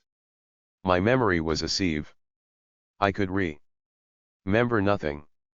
Dates, names, appointments, faces, everything escaped me. I said to my wife, Catherine, I shall never make a successful politician, for I cannot remember. And that is a prime necessity of politicians. To remember occurrences 165. A politician who sees a man once should remember him forever. My wife told me that I must train my memory. So when I came home that night, I sat down alone and spent 15 minutes trying silently to recall with accuracy the principal events of the day. I could remember but little at first. Now I remember that I could not then recall what I had for breakfast. After a few days practice I found I could recall more. Events came back to me more minutely, more accurately, and more vividly than at first. After a fortnight or so of this, Catherine said "Why don't you relate to me the events of the day, instead of recalling them to yourself? It would be interesting, and my interest in it would be a stimulus to you." Having great respect for my wife's opinion, I began a habit of oral confession, as it were, which was continued for almost 50 years. Every night, the last thing before retiring, I told her everything I could remember that had happened to me, or about me, during the day. I generally recalled the very dishes I had for breakfast, dinner, and tea, the people I had seen, and what they had said, the editorials. 166 memobi I had written for my paper, giving her a brief abstract of them. I mentioned all the letters I had seen and received, and the very language used, as nearly as possible. When I had walked or ridden, I told her everything that had come within my observation. I found that I could say my lessons better and better every year, and instead of the practice growing irksome, it became a pleasure to go over again the events of the day. I am indebted to this discipline for a memory of unusual tenacity, and I recommend the practice to all who wish to store up facts, or expect to have much to do with influencing men. The careful student, after reading these words of Thurlow Weed, will see that in them he has not only given a method of recalling the particular class of occurrences mentioned in this lesson, but has also pointed out a way whereby the entire field of memory may be trained and developed. The habit of reviewing and telling the things that one perceives, does, and thinks during the day naturally sharpens the powers of future observation, attention, and perception. If you are witnessing a thing which you know that to Remember Occurrences 167, you will be called upon to describe to another person, you will instinctively apply your attention to it. The knowledge that you will be called upon for a description of a thing will give the zest of interest or necessity to it, which may be lacking otherwise. If you will sense things with the knowledge that you will be called upon to tell of them later on, you will give the interest and attention that go to make sharp, clear, and deep impressions on the memory. In this case, the seeing and hearing has a meaning to you, and a purpose. In addition to this, the work of review establishes a desirable habit of mind. If you don't care to relate the occurrences to another person, learn to tell them to yourself in the evening. Play the part yourself. There is a valuable secret of memory embedded in this chapter if you are wise enough to apply it. Chapter 17. How to remember facts. In speaking of this phase of memory, we use the word fact in the sense of an ascertained item of knowledge, rather than in the sense of a happening, etc. In this sense, the memory of facts is the ability to store away and recollect items of knowledge bearing upon some particular thing under consideration. If we are considering the subject of horse, the facts that we wish to remember are the various items of information and knowledge regarding the horse that we have acquired during a experience. Facts that we have seen, heard, or read, regarding the animal in question and to that which concerns it. We are continually acquiring items of information regarding all kinds of subjects, and yet when we wish to collect them, we often find the task rather difficult, even though the original impressions were quite clear. The difficulty is largely due. 168. To EMMB facts 169. To the fact that the various facts are associated in our minds only by contiguity in time or place, or both, the associations of relation being lacking. In other words, we have not properly classified and indexed our bits of information, and do not know where to begin to search for them. It is like the confusion of the businessman who kept all of his papers in a barrel without index or order. He knew that they are all there /9, but he had hard work to find any one of them when it was required. Or, we are like the compositor whose type has become pied, and then thrown into a big box. When he attempts to set up a book page, he will find it very difficult, if not impossible, whereas, if each letter were in its proper box, he would set up the page in a short time. This matter of association by relation is one of the most important things in the whole subject of thought, and the degree of correct and efficient thinking depends materially upon it. It does not suffice us to merely know a thing, we must know where to find it when we want it. As old Judge Sharswood, of Pennsylvania, once said, it 170 memory is not so much to know the law, as to know where to find it. Kay says, over the associations formed by contiguity in time or space, we have but little control. They are in a manner accidental, depending upon the order in which the objects present themselves to the mind. On the other hand, association by similarity is largely put in our own power. For we, in a measure, select those objects that are to be associated, and bring them together in the mind. We must be careful, however, only to associate together such things as we wish to be associated together, and to recall each other, and the associations we form should be based on fundamental and essential, and not upon mere superficial or casual resemblances. When things are associated by their accidental, and not by their essential qualities, by their superficial, and not by their fundamental relations, they will not be available when wanted, and will be of little real use. When we associate what is new with what most nearly resembles it in the mind already, we give it its proper place in our fabric of thought. By means of association by similarity, we tie up our ideas, as it to remember facts 171 were, in separate bundles, and it is of the most importance that all the ideas that most nearly resemble each other be in one bundle.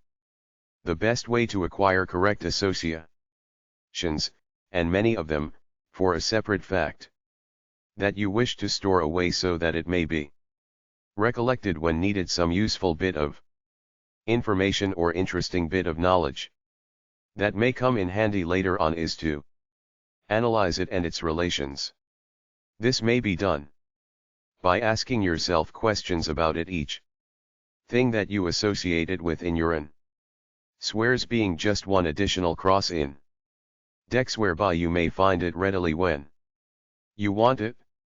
As Kay says, the principle of asking questions and obtaining answers to them may be said to characterize all intellectual effort. This is the method by which Socrates and Plato drew out the knowledge of their pupils, filling in the gaps and attaching new facts to those already known. When you wish to so consider a fact, ask yourself the following questions about it. I. Where did it come from or originate? 2. What caused it? 3. What history or record has it? 172 Memory. 4. What are its attributes, qualities and characteristics? V. What things can I most readily associate with it? What is it like? 6. What is it good for? How may it be used? What can I do with it? 7. What does it prove? What can be deduced from it? 8. What are its natural results? What happens because of it? 9. What is its future, and its natural or probable end or finish? X. What do I think of it, on the whole? What are my general impressions regarding it? 11. What do I know about it, in the way of general information? 12. What have I heard about it, and from whom, and when? If you will take the trouble to put any fact through the above rigid examination, you will not only attach it to hundreds of convenient and familiar other facts, so that you will remember it readily upon occasion, but you will also create a new subject of general information in your mind, of which this par. To EMMB Facts 173. Particular fact will be the central thought. Similar systems of analysis have been published and sold by various teachers, at high prices. And many men have considered that the results justified the expenditure. So do not pass it by lightly. The more other facts that you manage to associate with any one fact, the more pegs will you have to hang your facts upon, the more loose ends will you have whereby to pull that fact into the field of consciousness. The more cross indexes will you have whereby you may run down the fact when you need it. The more associations you attach to a fact, the more meaning does that fact have for you, and the more interest will be created regarding it in your mind. Moreover, by so doing, you make very probable the automatic or involuntary recollection of that fact when you are thinking of some of its associated subjects, that is, it will come into your mind naturally in connection with something else in a that reminds me fashion. And the oftener that you are involuntarily reminded of it, the clearer and deeper does its impression become on the 174 memory records of your memory. The oftener you use a fact, the easier does it become to recall it when needed. The favorite pen of a man is always at his hand in a remembered position, while the less used eraser or similar thing has to be searched for, often without success. And the more associations that you bestow upon a fact, the oftener is it likely to be used. Another point to be remembered is that the future association of a fact depends very much upon your system of filing away facts. If you will think of this when endeavoring to store away a fact for future reference, you will be very apt to find the best mental pigeon hole for it. File it away with the thing it most resembles, or to which it has the most familiar relationship. The child does this, involuntarily. It is nature's own way. For instance, the child sees a zebra, it files away that animal as a donkey with stripes, a giraffe as a long-necked horse, a camel as a horse with long, crooked legs, long neck and humps on its back. The child always attaches its new knowledge or fact onto some familiar fact or bit of knowledge, sometimes the to EMMBEC Facts 175. Suit is startling, but the child remembers by means of it nevertheless. The grown-up children will do well to build similar connecting links of memory. Attach the new thing to some old familiar thing. It is easy when you once have the knack of it. The table of cases given a little farther back will bring to mind many connecting links. Use them. If you need any proof of the importance of association by relation, and of the laws governing its action, you have but to recall the ordinary train of thought or chain of images in the mind, of which we become conscious when we are daydreaming or indulging in reverie, or even in general thought regarding any subject. You will see that every mental image or idea, or recollection is associated with and connected to the preceding thought and the one following it. It is a chain that is endless, until something breaks into the subject from outside. A fact flashes into your mind, apparently from space and without any reference to anything else. In such cases you will find that it occurs either because you had previously set your subconscious mentality at work upon some prob 176 memory lem, or bit of recollection, and the flash was the belated and delayed result, or else that the fact came into your mind because of its association with some other fact, which in turn came from a precedent one, and so on.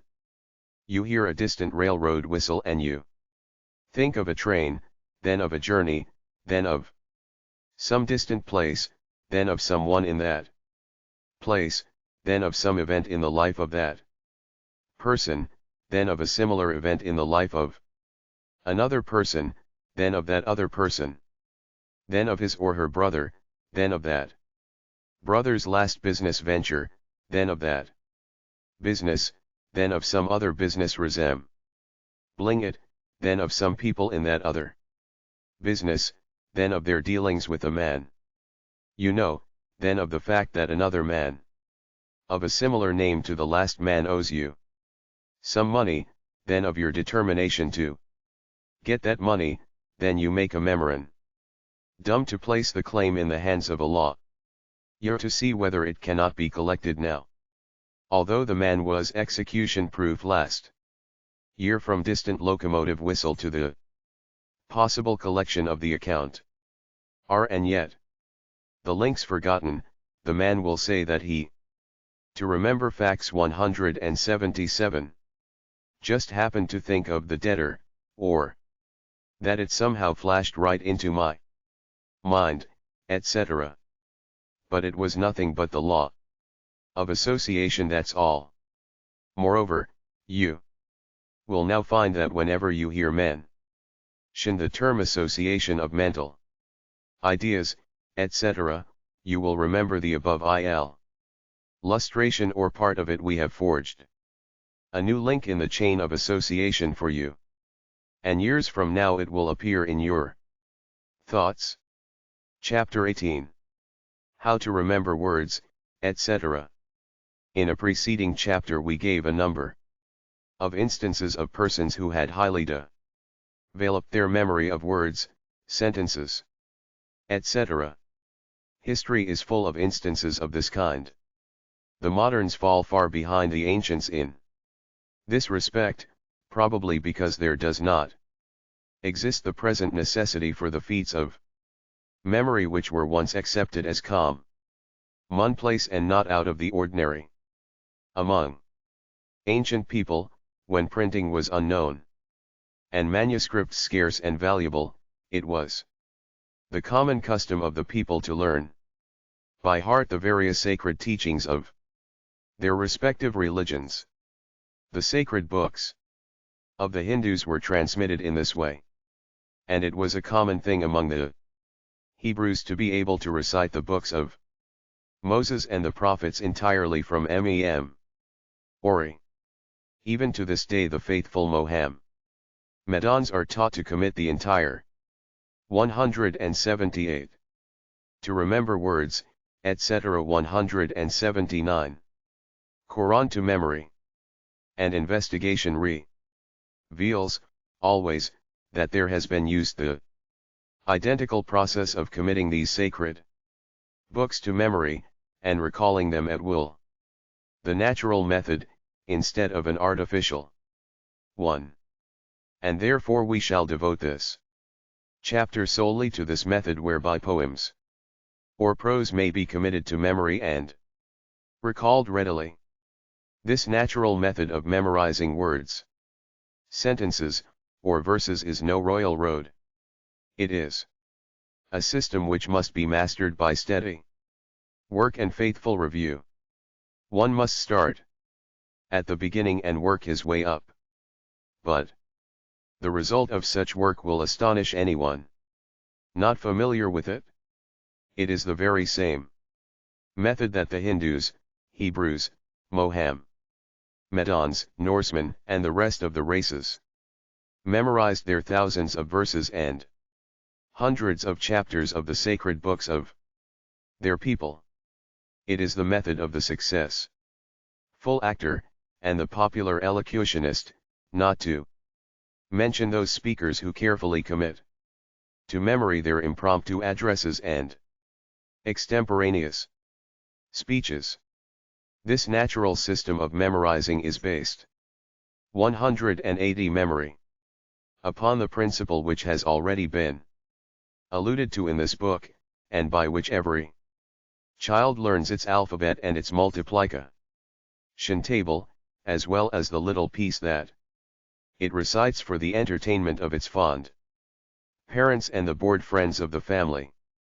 That principle consists of the learning of one line at a time, and reviewing that line, then learning a second line and reviewing that, and then reviewing the two lines together, and so on, each edition being reviewed in connection with those that went before.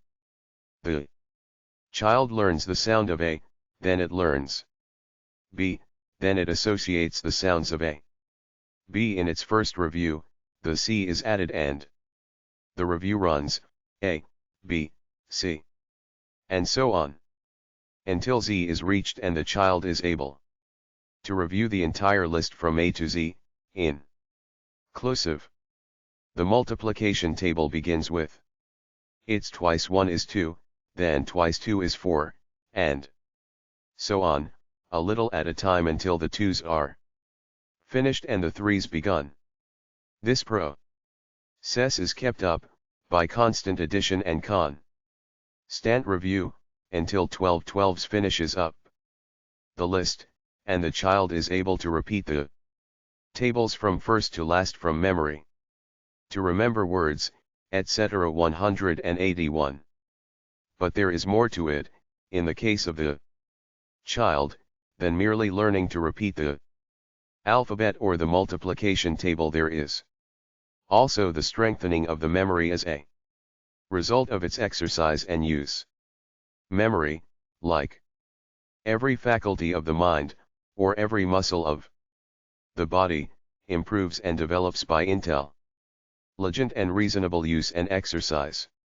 Not only does this exercise and use develop the memory along the particular line of the faculty used, but also along every line and faculty.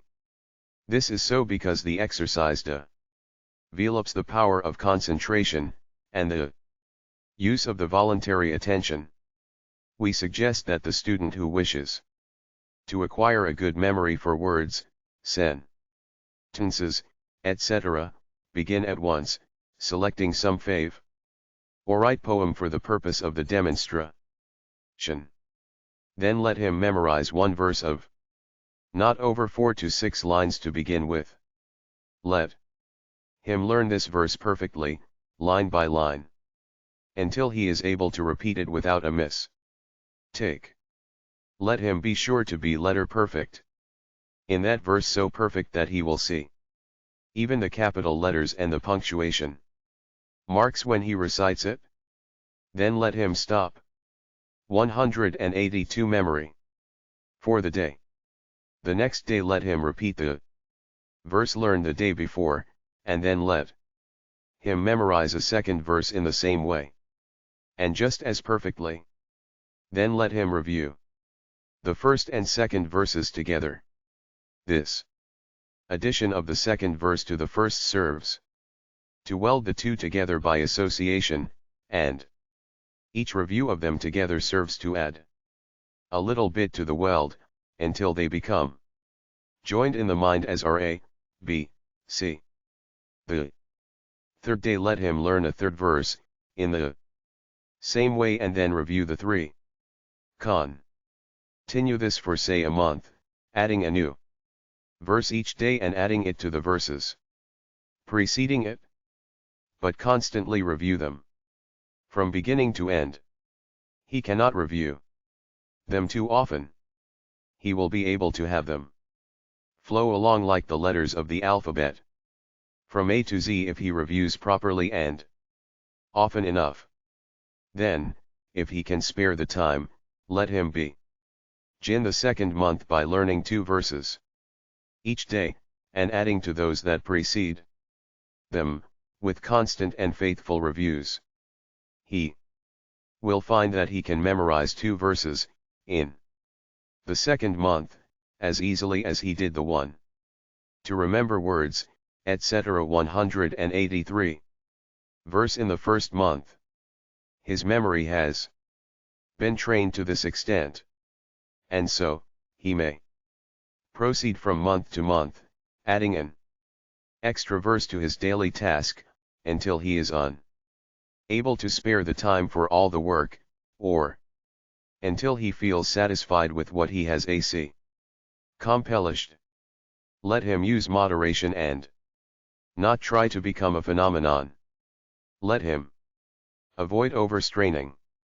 After he has memorized the entire poem, let him start with a new one, but not forget to revive the old one at frequent intervals.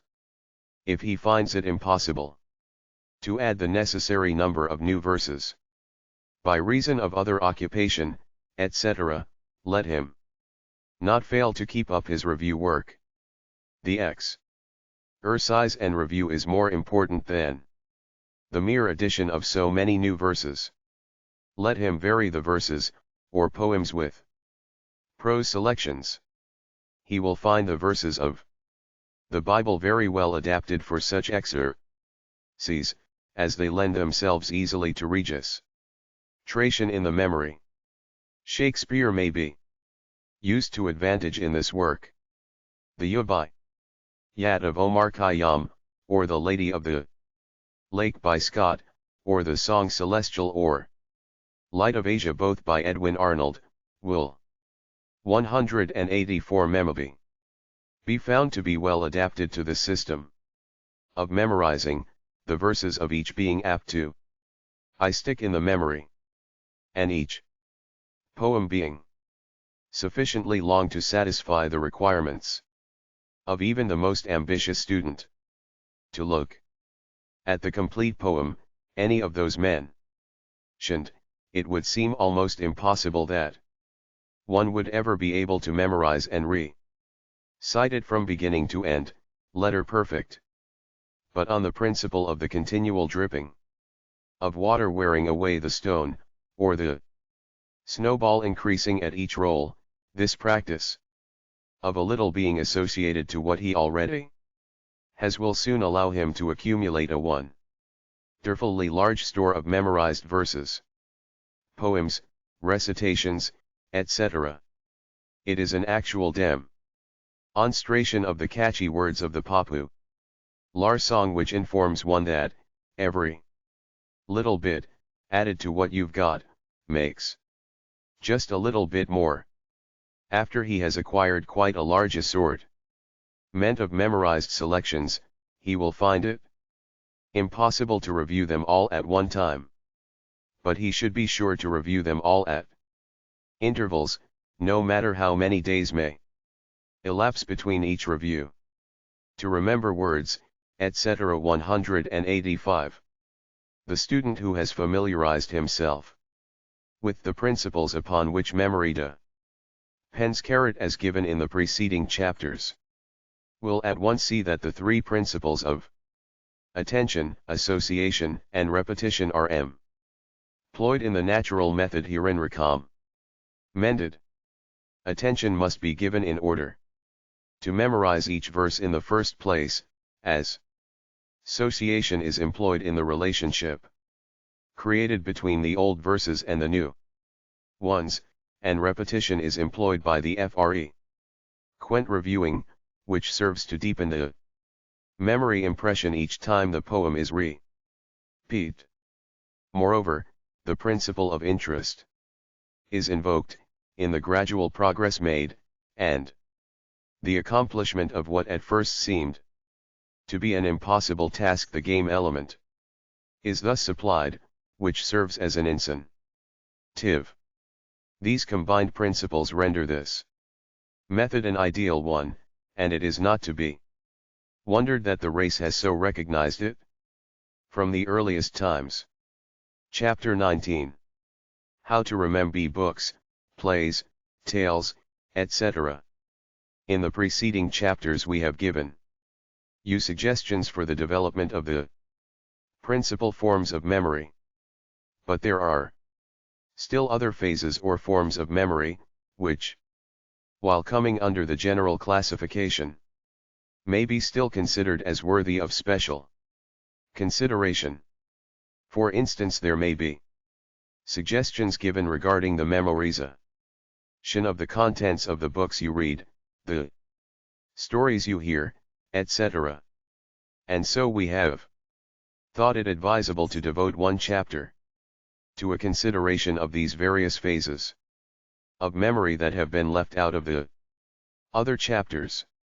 Many of us fail to remember the important things in the books we read, and are often mortified by our ignorance regarding the contents of the works of leading authors, or of popular novels, which although we have read, we have failed to impress upon the records. 186. To remember books, etc. 187. Of our memory. Of course we must begin by reminding you of the ever-present necessity of interest and attention. We cannot escape from these principles of the memory. The trouble with the majority of people is that they read books to kill time, as a sort of mental narcotic or anesthetic, instead of for the purpose of obtaining something of interest from them. By this course we not only lose all that may be of importance or value in the book, but also acquire the habit of careless reading and inattention. The prevalence of the habit of reading many newspapers and trashy novels is responsible for the apparent inability of many persons to intelligently absorb and remember the contents of a book worthwhile when they do happen to take up such a one. But, still, even the most careless reader may improve himself and cure the habit of inattention and careless reading. Noah Porter says, "We have not read an author till we have seen his object, whatever it may be, as he saw it. Also, read with attention. This is the rule that takes precedence of all others. It stands instead of a 188 memory score of minor directions. Indeed it comprehends them all, and is the golden rule. The page should be read as if it were never to be seen a second time, the mental eye should be fixed as if there were no other object to think of, the memory should grasp the facts like a vice, the impressions should be distinctly and sharply received. It is not necessary, nor is it advisable to attempt to memorize the text of a book, excepting, perhaps, a few passages that may seem worthy to be treasured up word for word. The principal thing to be remembered about a book is its meaning, what it is about. Then may follow the general outline, and the details of the story, essay, treatise, or whatever it may be. The question that should be asked oneself, after the book is completed, or after the completion of some particular part of the book, is, what was the writer's idea? What did he wish to say? Get the idea of the writer By taking this mental attitude, you practically place yourself in the place of the writer, and thus take part in the idea of the book. You thus view it from the inside, rather than from the outside. To remember books, etc. 189. Place yourself at the center of the thing, instead of upon its circumference. If the book be a history, biography, autobiography, narrative, or story of fact or fiction, you will find it of value to visualize its occurrences as the story unfolds.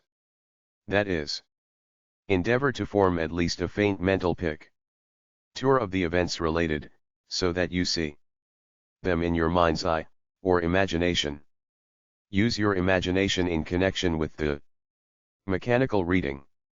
In this way you build up a series of mental pictures, which will be impressed upon your mind, and which will be remembered just as are the scenes of a play that you have witnessed, or an actual event that you have seen, only less distinct. Of course, particularly should you endeavor to form a clear mental picture of each actor, until each one is endowed with at least a semblance of reality to you. By doing this, you will impart a naturalness to the events of the story, and you will obtain a new pleasure from your reading. Of course, this plan will make you read more slowly, and many trashy tales will cease to interest you, for they do not contain the real elements of 190 memory. Dearest, but this is no loss, but is a decided gain for you. At the end of each reading, take the time to mentally review the progress of the story. Let the characters and scenes pass before your mental vision as in a moving picture. And when the book is finally completed, review it as a whole. By following this course, you will not only acquire the habit of easily remembering the tales and books that you have read, but will also obtain much pleasure by rereading favorite stories in your imagination. Years after, you will find that your favorite characters will take on a new reality for you, and will become as old friends in whose company you may enjoy yourself at any time, and whom you may dismiss when they tire you, without offense. In the case of scientific treatises, essays, etc., you may follow a similar plan by dividing the work into small sections and mentally reviewing the thought, not the words, of each section until you make it your own, and then by adding new sections to your review, you may gradually absorb and master the entire work. All this requires time, work and patience, but you will be repaid for your to remember books, etc. 191. Penditure. You will find that this plan will soon render you impatient at books of little consequence, and will drive you to the best books on any given subject. You will begin to begrudge your time and attention, and hesitate about bestowing them upon any but the very best books.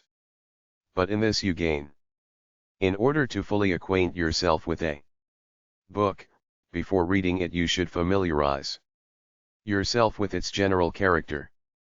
To do this you should pay attention to the full title and the subtitle, if there be any, the name of the author and the list of other books that he has written, if they are noted on the title page, or the one preceding it, according to the usual custom. You should read the preface and study carefully the table of contents, that you may know the field or general subject covered by the book. In other words, endeavor to get the general outline of the book, into which you may afterwards fill in the details. In reading a book of serious import, you should make it a point to fully grasp the Meaning of each paragraph before passing on to the next one. Let nothing pass you that 192 Memory you do not understand, at least in a general way. Consult the dictionary for words not familiar to you, so that you may grasp the full idea intended to be expressed. At the end of each chapter, section, and part, you should review that which you have read, until you are able to form a mental picture of the general ideas contained therein. To those who wish to remember the dramatic productions that they have attended, we would say that the principles above mentioned may be applied to this form of memory as well as to the memory of books. By taking an interest in each character as it appears, by studying carefully each action and scene, and then reviewing each act in the intervals between the acts, and by finally reviewing the entire play after your return home, you will fasten the whole play as a complete mental picture on the records of your memory. If you have acquainted yourself with what we have just said regarding the recollection of the contents of books, you will be able to modify and adapt them to the purpose of recollecting plays and dramatic productions.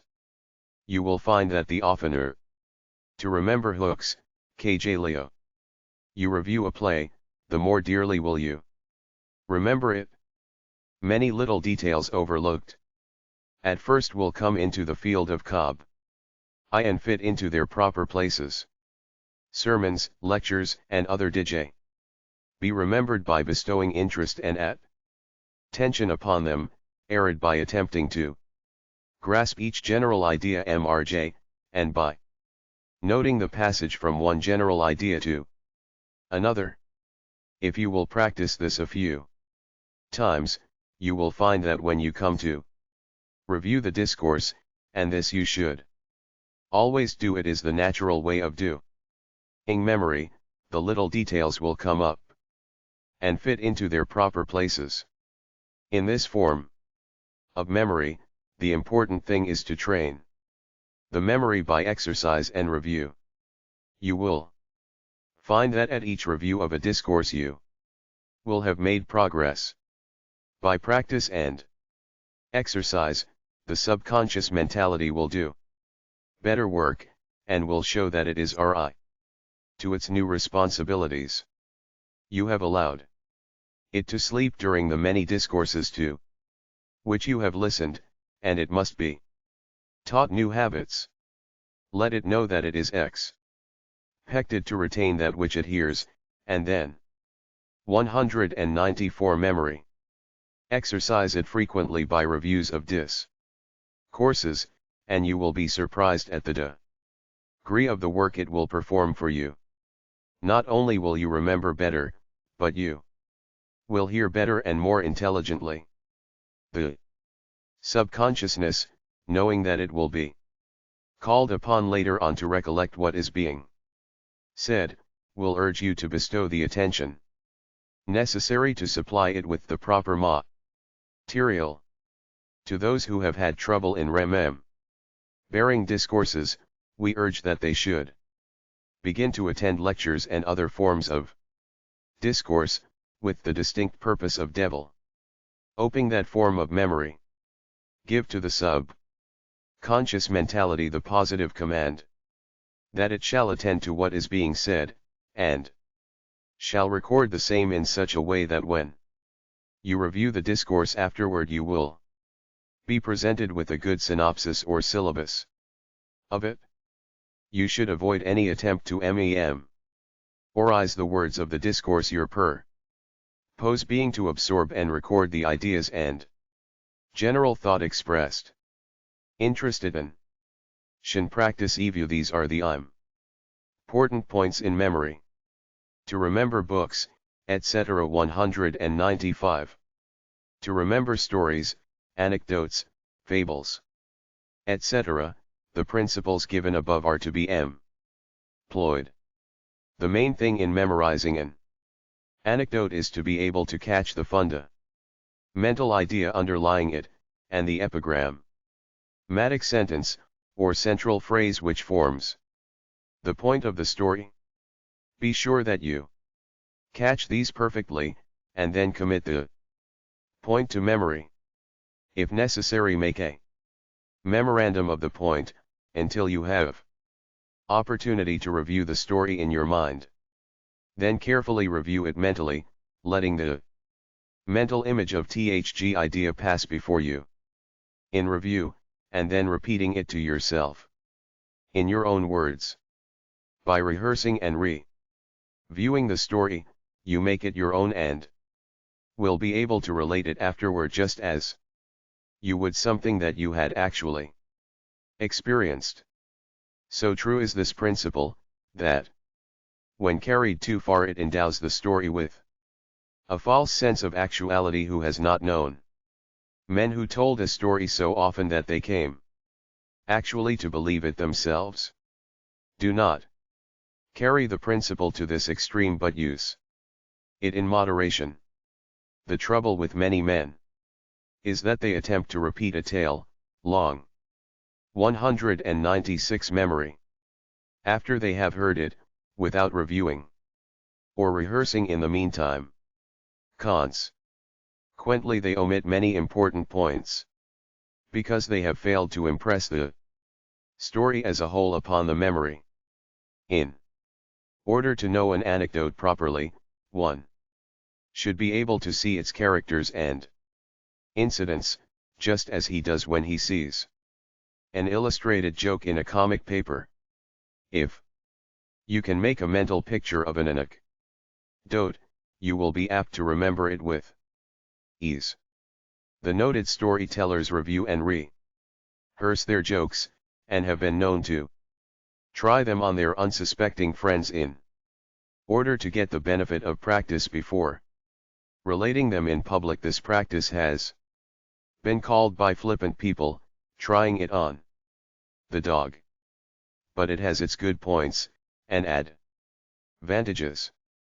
It at least saves one the mortification of being compelled to finish up a long, drawn-out tale by an, I'm afraid I've forgotten just how that story ended, but it was a good one. Chapter XX. General Instructions. In this chapter we shall call your attention to certain of the general principles already mentioned in the preceding chapters, for the purpose of further impressing them upon your mind, and in order that you may be able to think of and to consider them independent of the details of the special phases of memory. This chapter may be considered in the nature of a general review of certain fundamental principles mentioned in the body of the work. Point I give to the thing that you wish to memorize, as great a degree of concentrated attention as possible. We have explained the reason for this advice in many places in the book. The degree of concentrated attention bestowed upon the object under consideration determines the strength, clearness, and depth of the impress. Zion received and stored away in the subconsciousness. The character of these stored 197. 198 memory away impressions determines the degree of ease in remembrance and recollection. Point 2. In considering an object to be memorized, endeavor to obtain the impress Zions through as many faculties and senses as possible. The reason for this advice should be apparent to you, if you have carefully read the preceding chapters. An impression received through both sound and sight is doubly as strong as one received through but one of these channels. You may remember a name or word, either by having seen it in writing or print, or else by reason of having heard it, but if you have both seen and heard it, you have a double impression, and possess two possible ways of reviving the impress Zion. You are able to remember an orange by reason of having seen it, smelt it, felt it, and tasted it, and having heard its name pronounced. Endeavor to know a thing from as many sense impressions as possible. Use the eye to assist ear impressions, and the ear to assist in eye impressions. See the thing from as many angles as possible. Point 3. Sense impressions may be.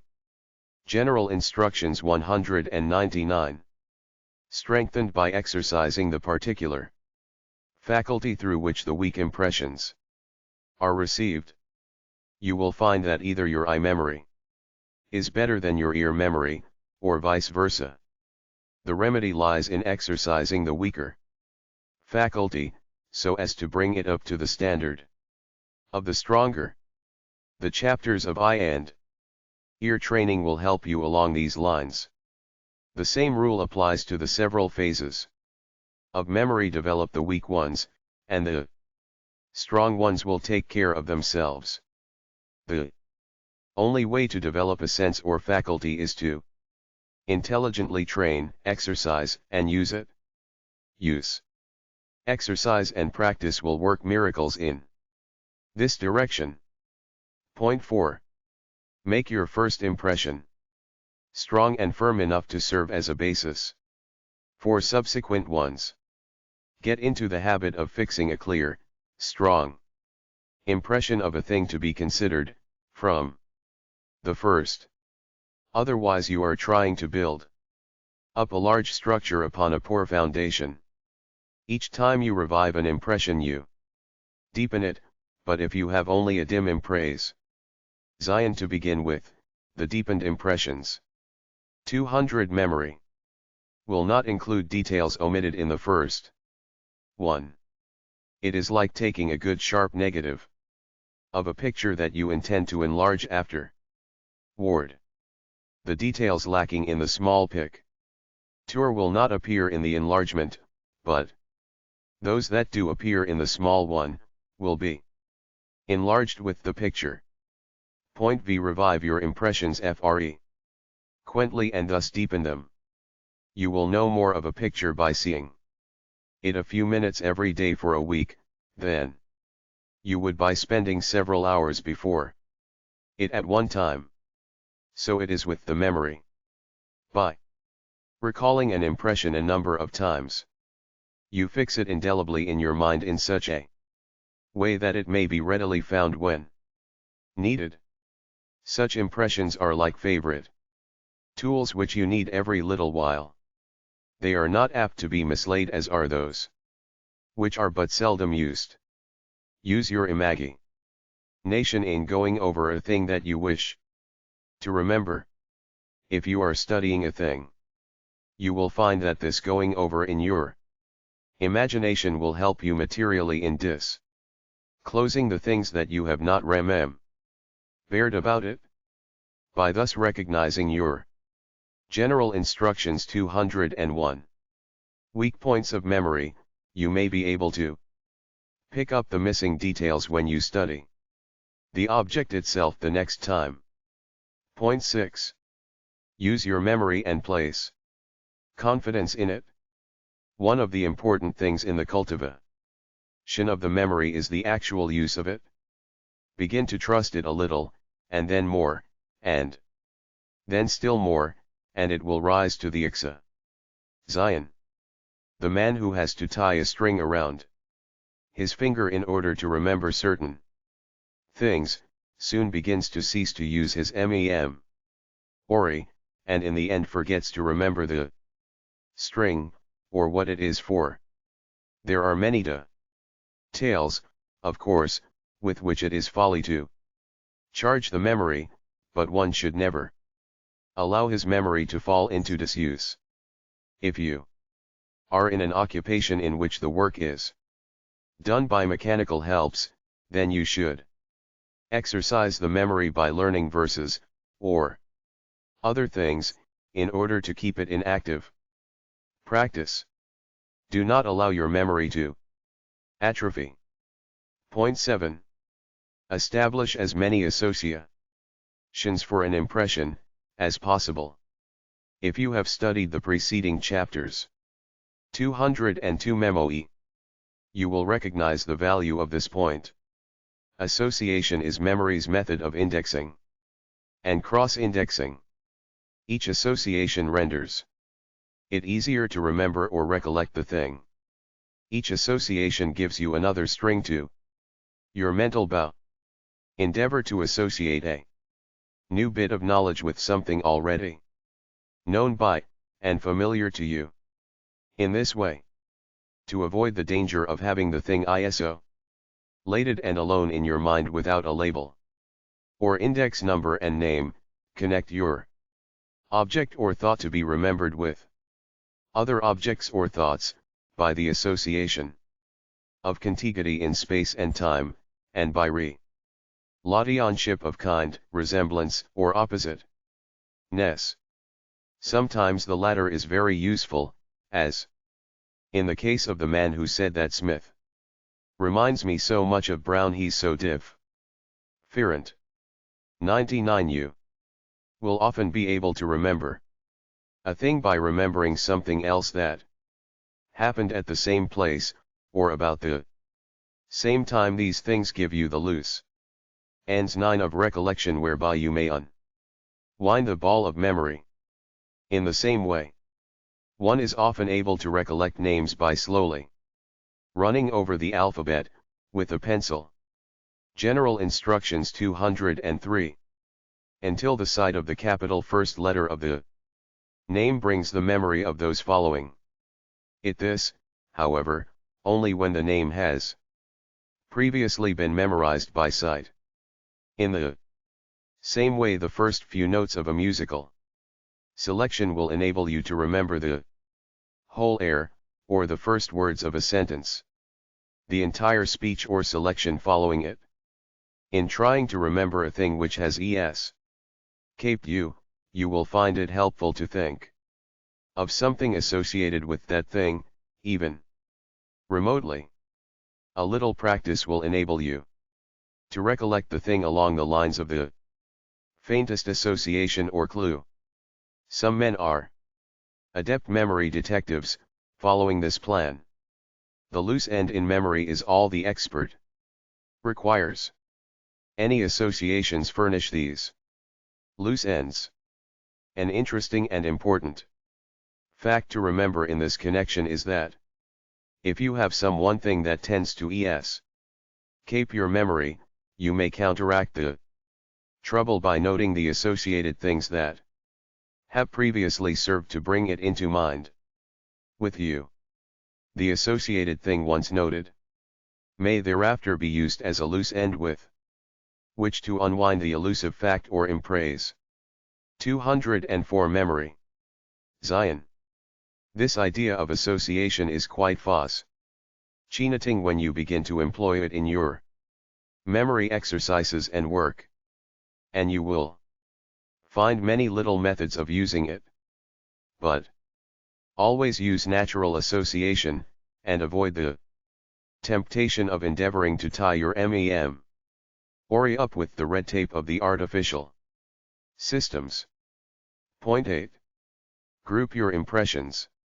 This is but a form of association, but is very important.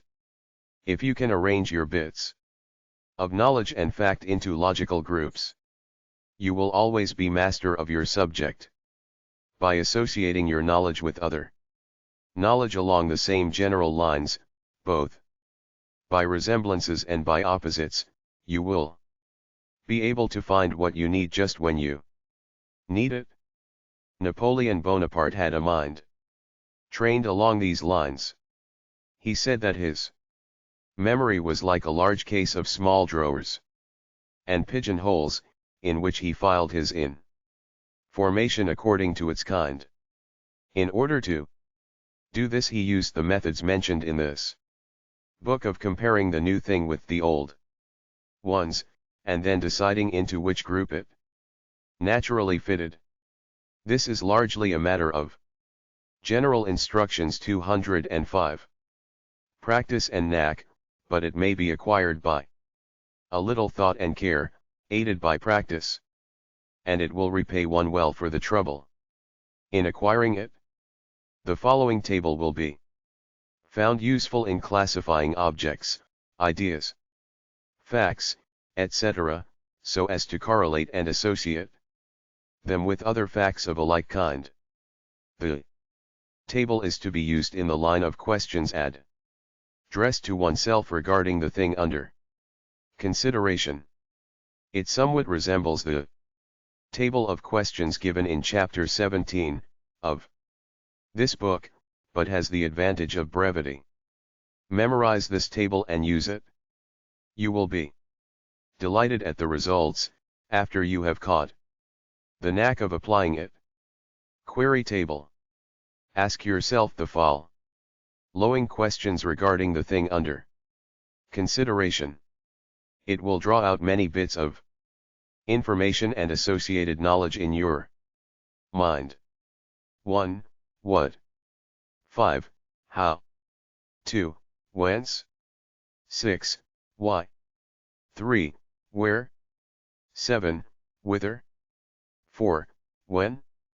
While the above 7 queries are given you as a means of acquiring clear imprese. 206 Memoki.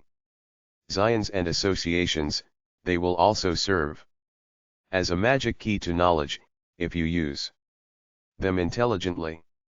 If you can answer these questions regarding anything, you will know a great deal about that particular thing. And after you have answered them fully, there will be but little unexpressed knowledge regarding that thing left in your memory. Try them on some one thing you cannot understand them otherwise, unless you have a very good imagination. Finus.